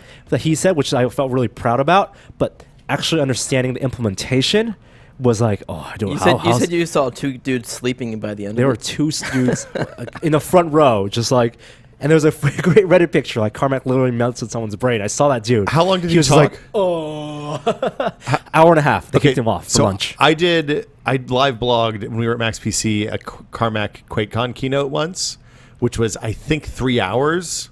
And at the end of that, it was like 4,000 or 5,000 words of live blog, and my wrists were broken. Yeah, like I had to go. There's ice. no reason. And the guy does it with was- no notes. Right, he comes up and no goes, teleprompting. I don't have anything prepared today. Right. Sorry for not preparing notes. So I guess we'll just free flow it. And it's like free flow rap for an hour and a half with no water, standing up. I think when he sat down, like Twitch chat exploded. Yeah. So, oh my God, he moved his lower body. And they had to kick him off stage. they kicked him off stage. Like the thing that I love about when Carmack does a keynote like that, where he just comes up and is like, "Well, I don't have anything prepared," is that you get a glimpse at what it's like inside his head. Yeah. Because it's just stream of consciousness the whole time. But so organized. So and organized. super organized. From Yeah. both the Carmack and Abrash keynotes, we've got a really good sense that these are really pragmatic people. They know the limitations of what they can do, even with all their coding wizardry, and they know the limitations from a business and production standpoint of what they can get out of their partners. Like Oculus, regardless of how strong their partnership is with Samsung, only has so much say over this multi-billion-dollar enterprise of panel making. I mean, yeah, Samsung's going to sell millions and millions of panels for phones and a few 100,000 Oculus kits initially, presumably. So, but it was really good, refreshing to hear what they knew what battles they wanted to fight, Yeah. and what they can get out of that. And I think that from Carmack's perspective, he's so smart. He knows that the things he's gonna develop for Oculus and the panel optimizations that he's fighting for and that he's coding for will make their way not only on the desktop side but also on the smartphone side.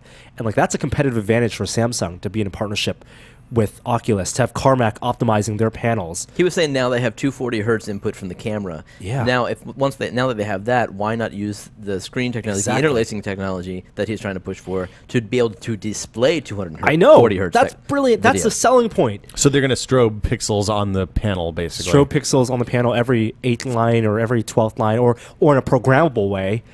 Yeah, that's bananas. That's Rocket yeah. science. All right. Okay. Anything else before we move? There's a fair amount of other stuff we need to get through this week. I think we can continue this another time. But Do you want to just do a separate breakout, like Google Hangout, where we talk about this on Friday or something? We Let's see what the comments or people questions want. are like, and Yeah. then we'll see. Maybe we'll talk about this next time Jeremy's on. But there's so much stuff from Oculus Connect. Crescent Bay is the real thing. the keynotes are all online now, right? Or they will be soon if they they're are. not already. They're on Twitch. Yeah, they're on Twitch. Okay, so you can go watch them, see what they talked about. If you want to listen to Carmack talk for an hour and a half, you can do that. If you want to hear Abrash talk, you can do that. I would advise both of those. They're both good talks. Other stuff. Nvidia new hardware. Maxwell. We talked about this earlier. I've been waiting so long for this. This is the new generation of architecture, the follow up to Titan, basically the stuff in Titan. The Kepler. Thank you. So they skipped the GTX 800 series. Yes, and which went I know a lot of straight people for the have. nines. Straight for the 9. It's that big of a jump. Performance-wise, it's not that big of a jump, but power consumption-wise, it is. They're calling it a upgrade for the 600 line, and they're just eliminating the 700 line. So does this mean Yes, the Titan goes away? Or is there going to be a Titan version of Maxwell? I'm sure there'll be a Titan version of Maxwell. Okay. The 780 and 780 Ti's are gone. It looks like a 780. It looks like a GTX Titan 700 series. The reason they compare it to 600 is that's where the biggest performance boost is at. Yeah. And they know from a marketing standpoint, from a user standpoint, most people upgrade. Like you have been upgrading since have been waiting for the 6 series. 7 series was a good performance jump over 6, but it was just so power hungry, like 240, 265 watts. This is 165 watts, and a lot of that stuff is optimizations from Tegra that they've put from that they've learned developing on the ARM side, which was great news for me because it uses the exact same power as my 600, as my 680. Yeah. So you don't have to get a power supply. So you can talk about like the SLI works well. We're talking about SLI for VR or something that they're enabling with this, rendering each side of the frame. I can't imagine that's going to work well. I don't. They Given didn't the demo latency involved, Yep. it seems like single card is the way to go. And also the Maxwell demos, the Crescent Bay demos were always using single Maxwell cards, Yeah. single 980s. Oh, is that true? I mean, it's single 980s. They told you that? That's cool. I think it came out somewhere online. Okay. Somebody Nice. probably They did looked at not the tell back me- of one of the demo Yeah, computers. they didn't tell me specifically that, Yeah. but that's the general consensus. They're running one Maxwell card. This seems like they pushed the VR angle on this real hard. They did, and a lot of it's kind of BS. So there are 3 big the power efficiencies and performance improvements because it's like a multi-trillion dollar transistor, multi-billion transistor chip, big chip. Is it 24 nanometer process? 28 still. 28 still, okay. The big 3 features they have is now they have downsampling built in. So most people have 1080p screens. I'm not going to call you a chud, but I think that You're calling lots of people chuds today, I think man. it's You better 25. dial it I think back. a People are gonna be 2560 by fucking pissed. 1440. Don't be exclusive, Norm. A 27-inch Yeah. 2560 by 1440 screen is a sweet spot for gamers right now. But it's understandable. 1080p screen. Yes, stand up, Jeremy, while you look You have at to stand, yeah. I don't see the lever. Oh. This is There you amazing go. radio, folks. So now you can play your 1080p games actually rendered at 2560 by 1600 and then downsample or 2560 by 1440. So And why then- would you do that instead of just multi-sample AA? Because it actually looks a lot better. Really? It looks a ton better. Okay. Yeah. It's not just the edges. It's everything is being rendered. It's more of a I would think performance. that the textures would get muddier and stuff like that, but probably it's textures faster to actually- render higher resolution scaled down than it is to render like 8xAA, I guess, Yes. right? Yes. It's computationally more intensive, but it looks genuinely in the side-by-side demos. Looks better, and also your screenshots capture at the full resolution that's being rendered in the Oh, buffer. that's interesting. kinda neat. And also not only your screenshots, but shadow play. Also, when What's you use shadow play? That's Nvidia's built-in H.264 encoder, so you can enable it to record video at any time or back buffer video. So you can save the It's last TiVo. 30 So seconds. So it's like fraps built in? yeah, they've Except- had that since the 700 series. No Except kidding. it Yeah. runs in the background, so if something awesome happens and you weren't recording video, you can match the button real quick and it'll save the Fraps buffer. is computationally intensive. It kills your CPU. Yeah. But this, because the encoder is built into your card and has been since Kepler, and it's actually on the Tegra side too, it actually records whatever you want up Yeah. to a It's certain always time. saving- And it's always saving video. And now the always saving video is at 2560 by 1440, so you can go straight to YouTube at super high 4K At the native that native frame rate? resolution at your whatever Yeah, at 30 this- FPS. This is 30, the- okay. This is the benefit of having. Oh, it's Actually, only 30. 30 or 60 now. 60, yeah. It Are you caps, sure it 60? caps it. It caps it at some point. It's not the frame rate that you're playing the Playing. game Right, at, yeah, okay. but it's at like 60, It's the, 60 the- FPS. This is the benefit of having the video encoder. The H260. It basically makes H264 encoding at that resolution and frame rate free. So games that Computationally. normally you play that you are running at 200 FPS on your 1080p monitor, now you can run at 100 FPS and look that much better because you're downsampling in the So background. this is a card that's designed for 2K and 4K displays. No, 1080p displays again. Like if you have a 1080p display, No, I get it, but I mean, it seems like there's like if you're buying a Performance-wise. high-end video card at this point and you have a 1080p display, probably you're okay. with the performance you have now Yes. until we look at real VR stuff. right. Okay, so what's the VR? Oh no, no, and BS? then the other feature, they added a new anti-aliasing. It's called MFAA. I don't know exactly all its. Motherfucker. Yeah, they said it was the Sam Jackson of aliasing. That's they terrible. Did they say that? They said no, they didn't say that. They said Okay. it has been called that. That's terrible. And I you apologize for totally making you the did joke. it immediately. So It's you the fell into that obvious trap. joke. Yep. And it gives you double the performance of MSAA. So when people run 8x MSAA, which is a huge performance dip, you can run basically the 8x MFAA at the performance of 4x MSAA. Oh my god. If you want anti-aliasing, you're an anti-aliasing nerd.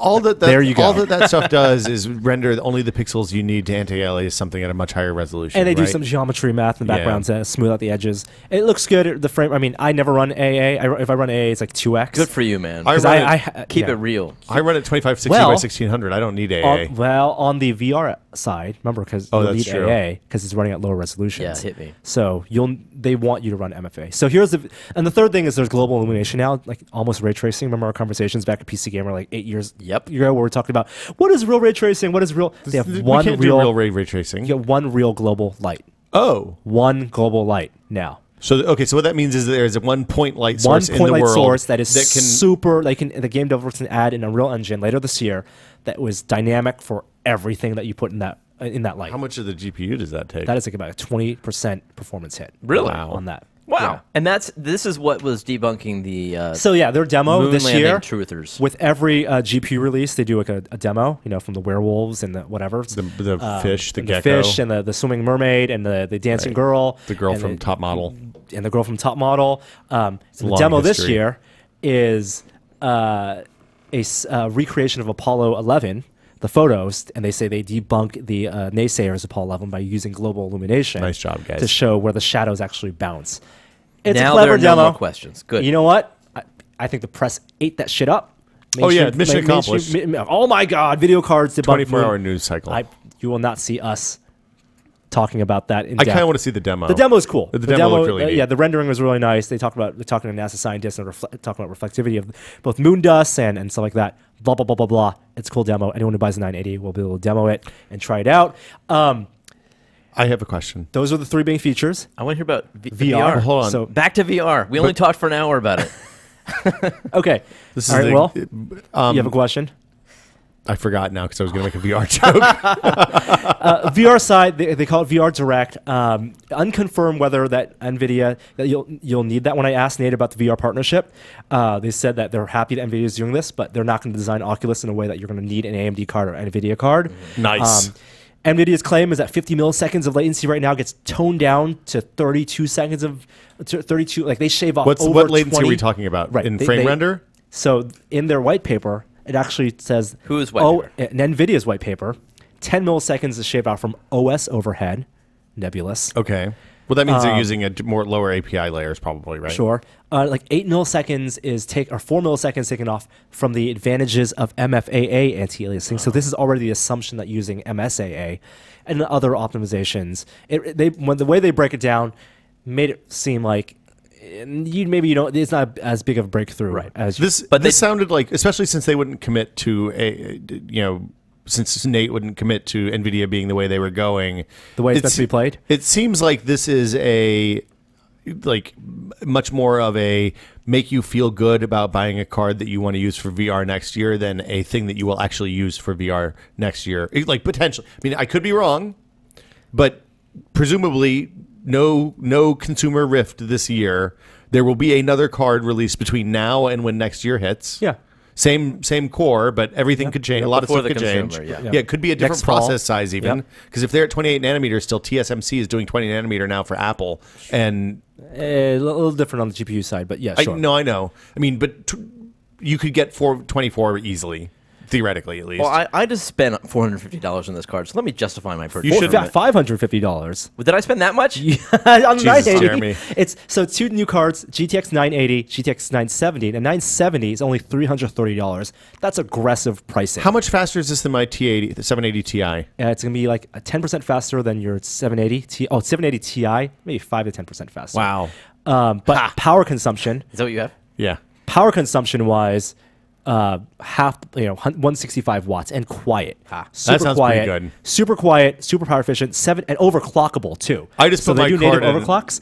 People have been overclocked. You can get another 10% with overclocks. You know on your the card. GeForce No logo problem. lights up on the top of the card. Don't care. Don't care about I that. don't have a glass door. Quickly, the other NVIDIA stuff. The VR Direct also does built native asynchronous warp stuff, which is going to make ways on the desktop side. What does that mean? No, that's a big deal. That's what the Gear VR has. Yeah, Gear VR is asynchronous warp, which means where frames are normally double buffered, you take information you render one part of the frame first, and then you incorporate the head tracking information into the very end. Oh, and so okay. you warp your Skew frame, perspective, basically. skew your frame to match the most recent head tracking information. Now that only works to some extent, some type of movements, but it's one of the tricks you get. With a high enough frame rate. Does that mean they render it's more? Like, it's like frame rate insurance, Carmack calls it. Yeah, they render more scene than they would otherwise because it's like for lateral movements and stuff like that, right? It's not for twisting. It's only for side to side. It's like image stabilization for head tracking. Yeah. I believe it's a little bit of everything. Okay. It's like they warp it. Okay. The other takeaway I got from Nvidia and Carmack's thing was that the way video cards are designed now, the way the workflow through the GPU is not optimized for VR, and I don't think it can be just through software and drivers. So I could, and this is complete speculation on my part, see 4 years from now VR specific video cards. Yeah. Like if Nvidia. that became a huge thing, like a VR video card. That I guess. Okay. They also did VR These SLI. you can buy these now. VR Jeremy bought SLI one. because previously, I guess currently with a 680 to 780, you have to, if you have an SLI set up, you get one frame per card, and that's no good for VR. No. But now they're doing one side of the screen Here's per card. the thing about buying 2 video cards instead of one. Always buy 1 video card. I've only ever bought one. Yeah. I'm just saying that's one of the new things. They also did they're porting all of the 3D vision support to VR. That's good. Well, not necessarily because there's no head tracking. Oh, right. okay. So it's just a 3D screen. So here's the thing about Now, if they could do that and project it into a 3D space, like onto a really awesome computer monitor, that might be kind of cool. well, you can do that already. No. But Oh, if, like, you mean in the second inside card. the goggles? yeah, like if Nvidia really did a nice VR treatment of 3D vision, that would be Yeah. awesome. I will say one thing about the NVIDIA thing. One last thing before we jump to the next You topic. have a card. I have a card. I'll be testing it, and I think one of the reasons I cut a card, I went to a briefing last week, but I didn't go to like the big NVIDIA briefing. This is a little inside baseball. When video card companies do these briefings, they take like 100 journalists and analysts to a retreat or something, and like give them a 2-day technical session. We didn't get invited to that. That's okay. I'm not bummed about that. We We've haven't been to plenty of been those. invited in the past and just never went because they take too fucking long. They're 2 days, and like this year It's a they junket. brought everyone to like Monterey and put everyone on kayaks, and it was like a big production just to show you, like, to give you a sense it's like of old how, school video game press junket. just to but give you a for sense of video like cards. how important this release was for them. And I got the Chud briefing where it was like, oh, it's in front for 15 minutes or like an hour meeting, and they run you through the PowerPoint slides. At the end, like, oh, do we get a card to test? I'm like, yeah, we'll give you some images of the card and some assets over FTP. But in the demo where I was doing one of the demos, I was using their hardware, and I can't be specific about this, but I called out something. I noticed something. Are you patting in their yourself on the hardware, back here, yes, Norm? that they then freaked out about because in their entire demos, all their demos, no one had noticed. Why don't you call this out? You've got the eye of doom. Because it's embargoed, like a feature that okay. They were beta testing a feature on something, and they left it turned on for you. Well, intentionally, everyone saw it, everyone used it, but Okay, when say no the more. announcement, We'll talk about it when the later. announcement will be made, I'm going to call it out because it's a call to everyone else who's used that hardware but didn't know that feature was there. You see stuff other people don't see. Yeah. Congratulations, Norm. Pat yourself on the Well, back. now we got a video card. We can test it. We could have bought one too, but probably wouldn't have. As long as I get a better frame rate in my space sim, I'm good. Okay, so we got more news and we got very little time left because we've got a hard stop in about 20 minutes. Okay. I'm going to skip the Cirque du Soleil quadcopters. There's a really cool video on Tested. Go watch it. Cirque du Soleil did a really cool thing with Phantom DJI Phantoms. It looks like Fantasia. Go watch that video. It's really neat. There's a Soderbergh staging cut of Raiders of the Lost Ark. This is, I think, the most interesting film thing I've seen in ages. Steven Soderbergh of Ocean's 11 and a bunch of other awesome movies. I don't know why I pulled Ocean's 11 there, but Sex, Lies, and Videotape on down. It's all good, man. It's all good. He plays what seems to be a game with himself where he takes films that he is especially fond of or thinks are particularly well constructed and then strips out all the extraneous stuff like color and sound and watches them to see how the scenes are set and how the scene is staged, as if it's like a theater stage, like in that sense of the term, and watches the movie that way. It's on, I think, his blog. Is that where it was? It's on his blog. If you search for Steven Soderbergh, Raiders of the Lost Ark, it's the first thing that comes up. I would encourage you to go watch that now because I don't think he's going to get nasty grammed, but you never know. He has his version of Raiders, the black and white no sound one. If you have a copy of Raiders, you can just put it through a Premiere filter and make it black and white. It's the same thing. That is true too. I think this is just. I think it's cool. I think that he does all this stuff all the time. And I think this is the one that just got a ton of attention. It's interesting because it gives you a glimpse into the way he sees film, how he watches movies, not because of anything else. I think. Read his other blog posts. Yes. If you're interested at all. iPhone 6 is out. There's been a rash of news stories. The big dumb one, I think, is that the phone bends in your pocket. Dumb, like people shouldn't be covering that, or dumb that it happens? I think since the iPhone antenna kerfluffle of the iPhone 4 Antenna launch, gate, yes. Don't ever put gate after a word and make that a controversy. It's terrible. I didn't do it. I'm just saying don't encourage that behavior. It's bad for everyone. But there's a hunt for the flaw that affects a small number of people that's going to get a lot of traffic for sites that cover this stuff. And then there's a secondary effect where sites that cover stuff, it gets out of control.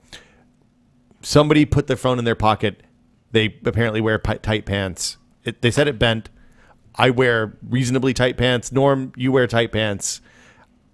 I don't imagine... This does not feel like a real thing that affects a significant number of people to me. Like if you look at the scale of of a launch like the iPhone launch where they sold 10 million of them in 3 days or 4 days or whatever the window was, something that affects 0.5% of people is going to hit 50,000 people, which is a massive number of people. And like there's a sense of scale here that people get that is difficult for humans to comprehend. It's gotten a lot of coverage. If 50 people have a problem, that is a lot of people in a human, I'm standing in a room with 50 people sense. It is literally nothing. A 10,000th of a percent. 1 in a million means 1,000 people in China. Yes. I was disturbed by the will it bend videos. Those people are crazy. They're crazy because there's a battery in there and you don't want to puncture that battery. Especially, I mean, and it does flex. Just to be clear, these phones do flex. I've flexed. My 5S flexes if you put enough force on it. If you put enough force on it to break it like the guy did in that one video, you can break any phone. They are fragile devices. So anyway, people are blowing this out of proportion. I think I may be completely wrong. Apologies in advance if I am. There's a lot of traffic at stake for finding the first dramatic flaw, scary flaw in a new Apple product now as a result of the antenna thing, which was real, just to be clear. I'm glad yours is not bent. Don't buy a phone too big for your pocket. Yeah. How about that? Don't put your fucking phone in your back pocket and then sit down and expect it to be okay. We've known that for a long time. Camera Plus has a great blog post where they took, I think it's Tap Tap Tap is the name of the company, the people that make Camera Plus. They took all the iPhones that have cameras, took pictures of them all using Camera Plus, posted the pictures in different situations side by side, and it really highlights how the cameras have changed over the years. It's not a review. I just thought it was an interesting story. You can find it by searching for Camera Plus, and I think it's on snapsnapsnap.photos is their URL. So also that's a really dumb URL.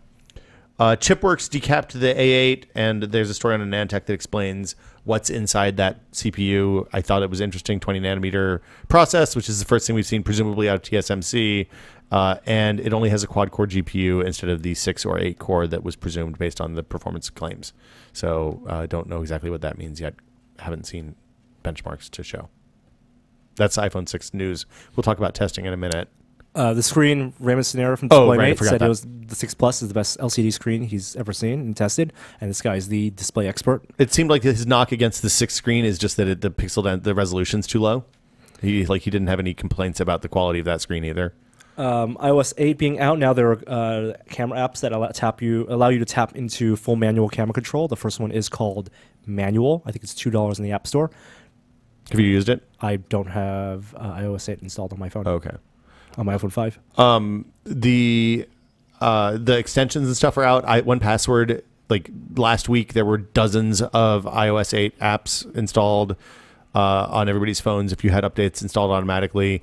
The extension stuff is awesome in Safari. Chrome now supports JavaScript, full JavaScript speed. Good. Presumably, I haven't actually run the benchmark yet. It just hit on my phone this morning, but it said iOS 8 improvements, including blah blah blah. Cool. So fingers crossed on that. That's very exciting.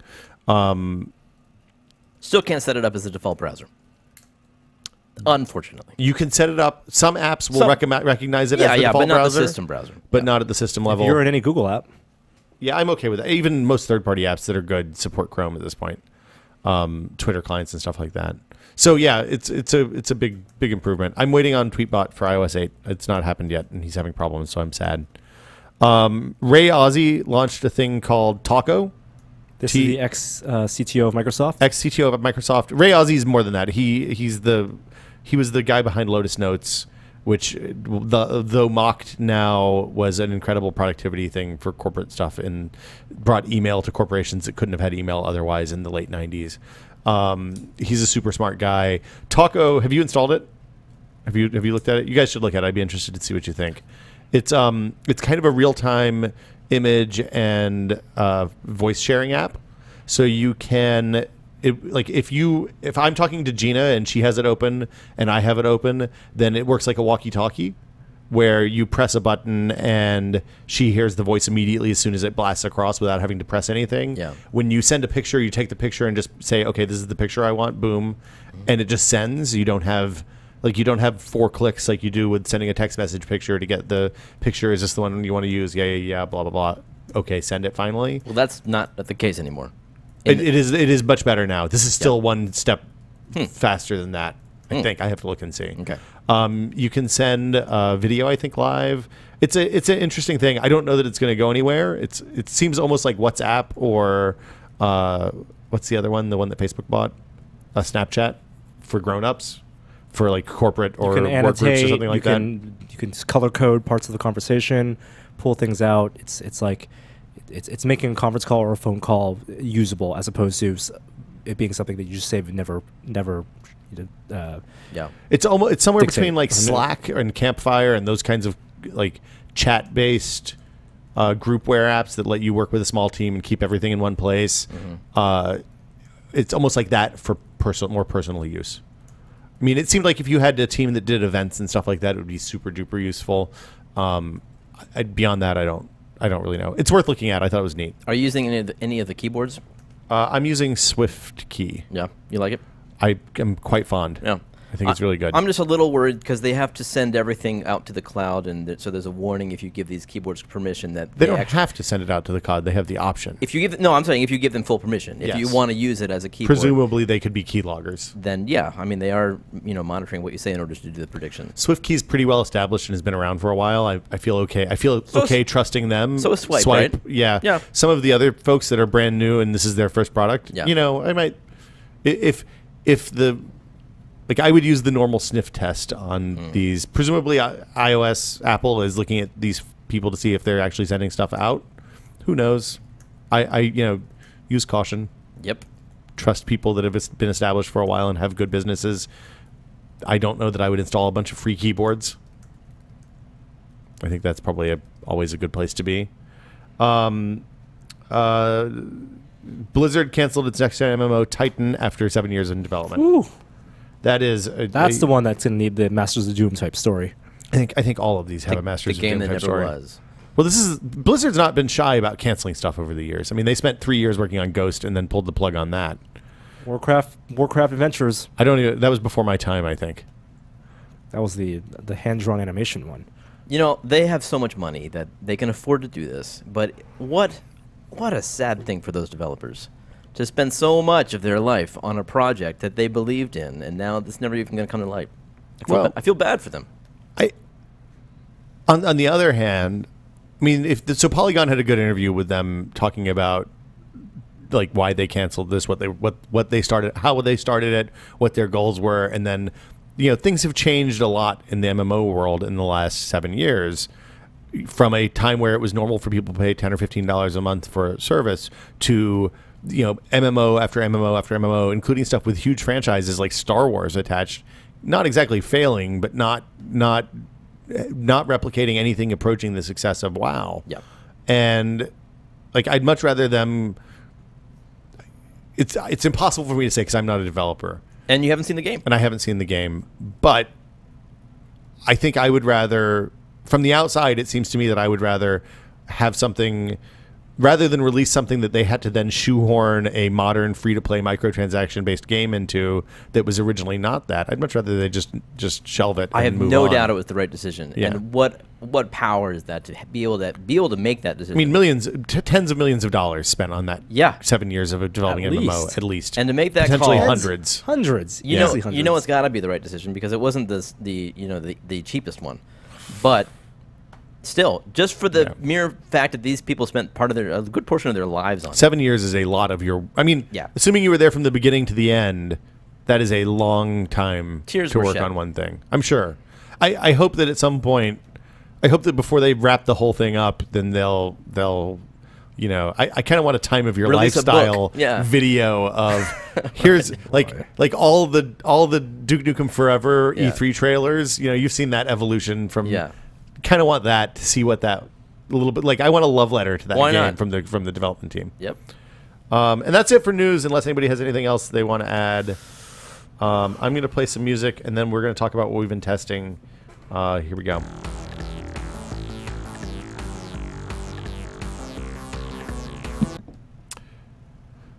Norman Chan, I'm not going to ask you about VR stuff. Your time is spent.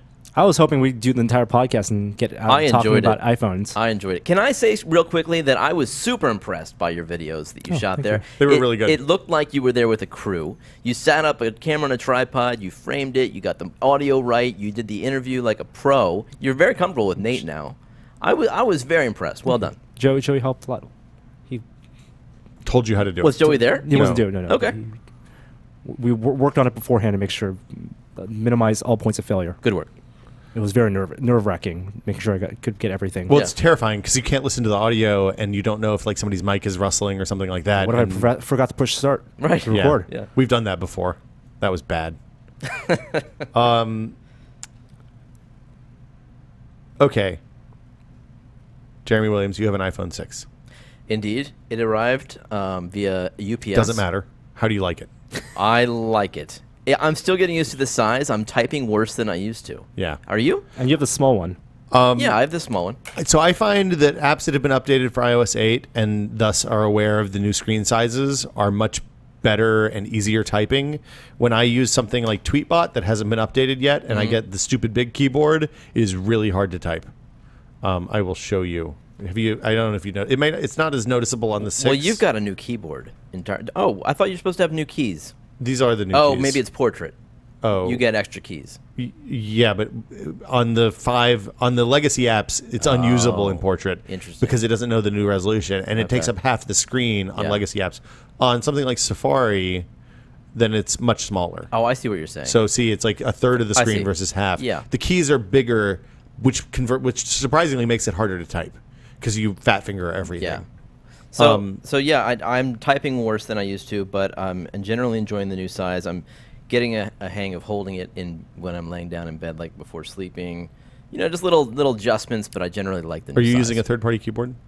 I experimented with one, but then I realized that I really just prefer typing still. Maybe it's because I'm an old man. So I'm using SwiftKey, but I'm still typing. Mm-hmm. I just like it because it pulls dictionary. It builds dictionary from Facebook and Twitter and Google and Gmail and contacts and I all see. that stuff. So you get a better Yeah. like it still makes dumb autocorrect mistakes, but at least they're dumb autocorrect mistakes that come from me rather than Yeah. Google thinking that I should be saying ducking more.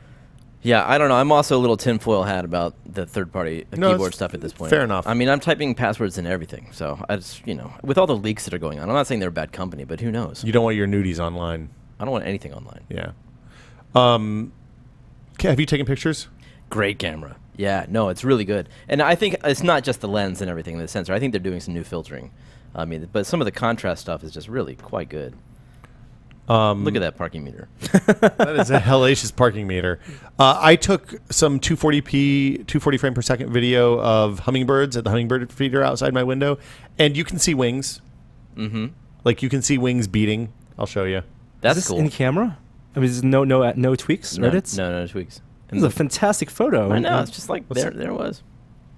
Oh, that is a lovely Just picture. good contrast. I find that it's much smarter about the HDR and light issues. So I zoom in a minute. You're supposed to be able to do HDR now with just one shot. Like Yes, it doesn't combine it three. does. That's interesting. It does do that. What ends up happening is if you have a shot that would have been dark, like a face would have been dark or something like that, it kind of automatically bumps up just the face, but leaves the rest of it in focus. So you have good sky, like in that picture, good sky behind. What HDR is supposed to be. Yeah, exactly. Yeah. I'm gonna fast forward through the part that we zoom in. I've done on some There 240 you go. hertz stuff, but none. That's from like 20 feet away. Can you hand that to me? I want to see because I thought that wouldn't be fast enough. I thought so too. That's cool. Yeah, I'm gonna go sit, 0.13x. tonight. I'm gonna sit out in the back, or this weekend I'll sit out in the backyard and wait for them to come up, so I'm 3 feet away and can get real high resolution. Nice. Yeah, I thought the camera's really good. I haven't had a chance to test optical image stabilization versus not optical image stabilization yet. We should mount them next to each other. You have the 6. Gina has a Yeah. 6. I'm gonna print. I tried to print a thing last night, but it didn't work. That I could just jam that and a 5 all together, a 5S all together in the same thing. Cool. So I just hold one thing and they all suffer the same movement. Yeah. But it's a little trickier than it sounded. That'll be a good. You have to good return video. it by next Thursday. I have to return it next Thursday. What? If I'm If not you- going to if keep you're the not gonna 6 keep it. Plus. What do you think? It's big. Yep. It's real big. Yep. You could do the Craigslist thing. You know, like just I feel 6 Plus looking for a filthy 6. about that. Is that a real thing? Yeah. What? Yeah, because the Sixers are super happy because you can't get the 6 Plus. You know, it's like really out of stock. Like plus 110 Even bucks? more so. Yeah. Yeah, plus some cash. Wow, that is hilarious. They're selling for $1,500 on Craigslist 6 right plus now. looking for a 6 as a Craigslist thing is the funniest thing I've heard all Yeah. day. Did you see what the Chinese market was before they announced that they were going to let Yeah. them through? Like $3,000 for a phone. Yeah. People are paying people to wait in line in New York to get them a phone to ship it back. Yeah, I saw that video. Anyway, I'm happy. seems pretty good so far. Battery life on the 6 Plus is crazy for a new phone. Like I'm using the hell out of it because it's new and shiny, and battery life is lasting. Battery's lasting much, like it's lasting all day despite using the hell out of 92%. it. You got a fat battery in there. It's like 3,000 100%. milliamp hour. It's This impressive. day and a half, I'd say. I feel like mine's going down. Mine's faster. It runs out faster than before. But I've never been. Right. I'm fine. Norm, you tested a 3D scanner. Yeah, the video actually is up right now on the site. Running a long time. It's the Matter and Form 3D scanner. We talk in depth about the perils and pitfalls of home 3D scanning. It's not for everybody. Is the so TLDR. there are only perils and pitfalls. No. Scanning is challenging, but when in the optimal conditions, you are able to print something, scan and then print something out. That's relatively cool. Jeremy, I'll show you. I have the best case example, which I think can't- Totoro can't might be the grab best right now. case one, but It's pretty good. Is Watch, it- watch the video. Is this identical tech to the MakerBot one? it's similar. Okay. It's very, very similar tech. Yeah. It's the dual laser with the camera moving out. We but have it's a independent. different thing coming that does it a little differently. It's more like a Connect sensor that you kind of hook onto an iPad and swipe it around, and Okay. we'll do that when it gets here. I've been testing some home automation stuff. We'll do an in-depth video about that soon. Maybe talk about it more next week. It's finally reached a point where it works. Like motion sensors are cheap enough that I put them in the rooms that we use in our house. We have a small house, so it makes it a little bit more approachable. I put smart light bulbs in the overhead switches. Put lamp dimmers on like lamps around the house. And now when I walk into my office at night, the light turns on and it stays on as long as I'm in there. When I walk out, it turns off 3 minutes later. And is it networked? It's networked. So it uses Z-Wave and Zigbee.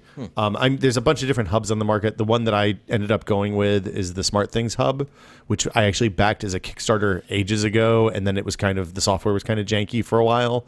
They've updated the software in the last few months, and it's gotten much more manageable and understandable and kind of role-based. So you set it to do things when you leave the house or when it gets dark at night, or like you set these conditions that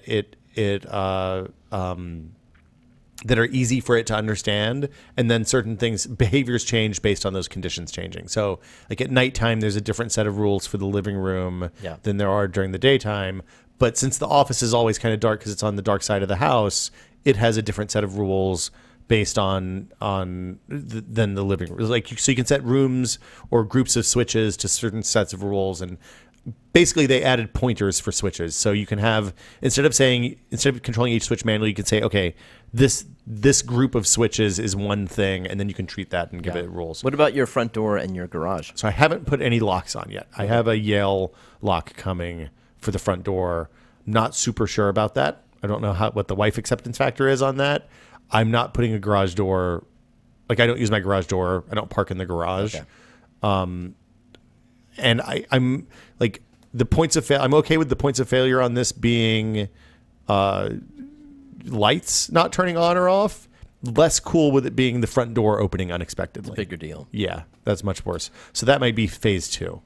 But put some Philips Hue stuff. I didn't put some Hue lights behind the TV to backlight it, which is awesome. Did you? Highly recommend. Does that. it respond to what's on TV? No, it's not that smart. All right. But it's all that stuff is controlled with the Logitech Harmony now. If you have the Harmony with the Ultimate Hub, you can. I don't know if you can upgrade the old ones yet, but there's a new one out that has it, and you'll be able to upgrade the old ones soon. And it'll control smart things and a lot of Z-Wave controllers and all sorts of other stuff. It's pretty neat. You're like living in Bill Gates' house in like 1990. Yeah, I know. That's what I've always wanted too. It's Maybe not that size. It's gotten to a point where it's more positive. I almost got it to the point that you don't have to think about it. Like stuff just works. Like you walk into the living room, the lights turn on. You walk out of the living room, the lights turn off. They turn on when the sun goes down. All that stuff. It's like That's neat. And the fact that people are now making relatively inexpensive motion sensors that also include luminance sensors. So they have an IR motion sensor just like you'd have on a security system, but they also pick up ambient light so they can tell when the room's dark, and when it crosses a certain threshold, it'll just turn on. That has changed the way that stuff works in a pretty positive way. I think that's it. Jeremy, anything you want to talk about? No.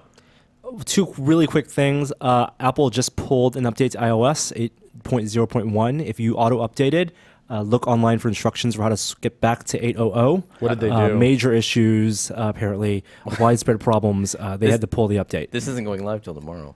Well, if you've already installed this, 8.01, and you don't know about it, like it does it automatically. Right, but if you did it, find a way to uninstall it. And also, BlackBerry announced a new phone, Passport. We're cool. What? See you guys next time. Hold on. What's the problem with 8.01? Hold on. Oh my God! Did you install it? No, I didn't yet. But I'm just asking. They pulled it, so because that's the obvious question. I mean, they never pull updates. So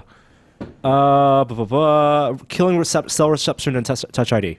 that seems bad. Oh. If you're having iOS 8 problems with Wi-Fi dropping, the way to fix that is to go into General, Reset, and reset your network settings. That'll wipe all your Bluetooth and Wi-Fi settings. Fixes the problem. Pro tip. It has, at least for me, on like 4 different devices. That'll do it for us this week. Today's outro Go to our live show. Come see us in October. October 25th. Tickets at testedlive.eventbrite.com. Yes. Also, if you just want to get more information, send us a Twitter message. We'll answer all questions about it. Go to tested.com. Send us to @enchanter at Will Smith. People were bad about responding to that. Tested.com. Post it in the comments if you're going to come, and we'll see about doing a meetup if there's enough interest. We would love to hang out with you guys more than we can after the show. So that'll do it for us this week. Today's outro comes from Volcane 2004. It's about something from last week. Hi there, I didn't see you. Tested.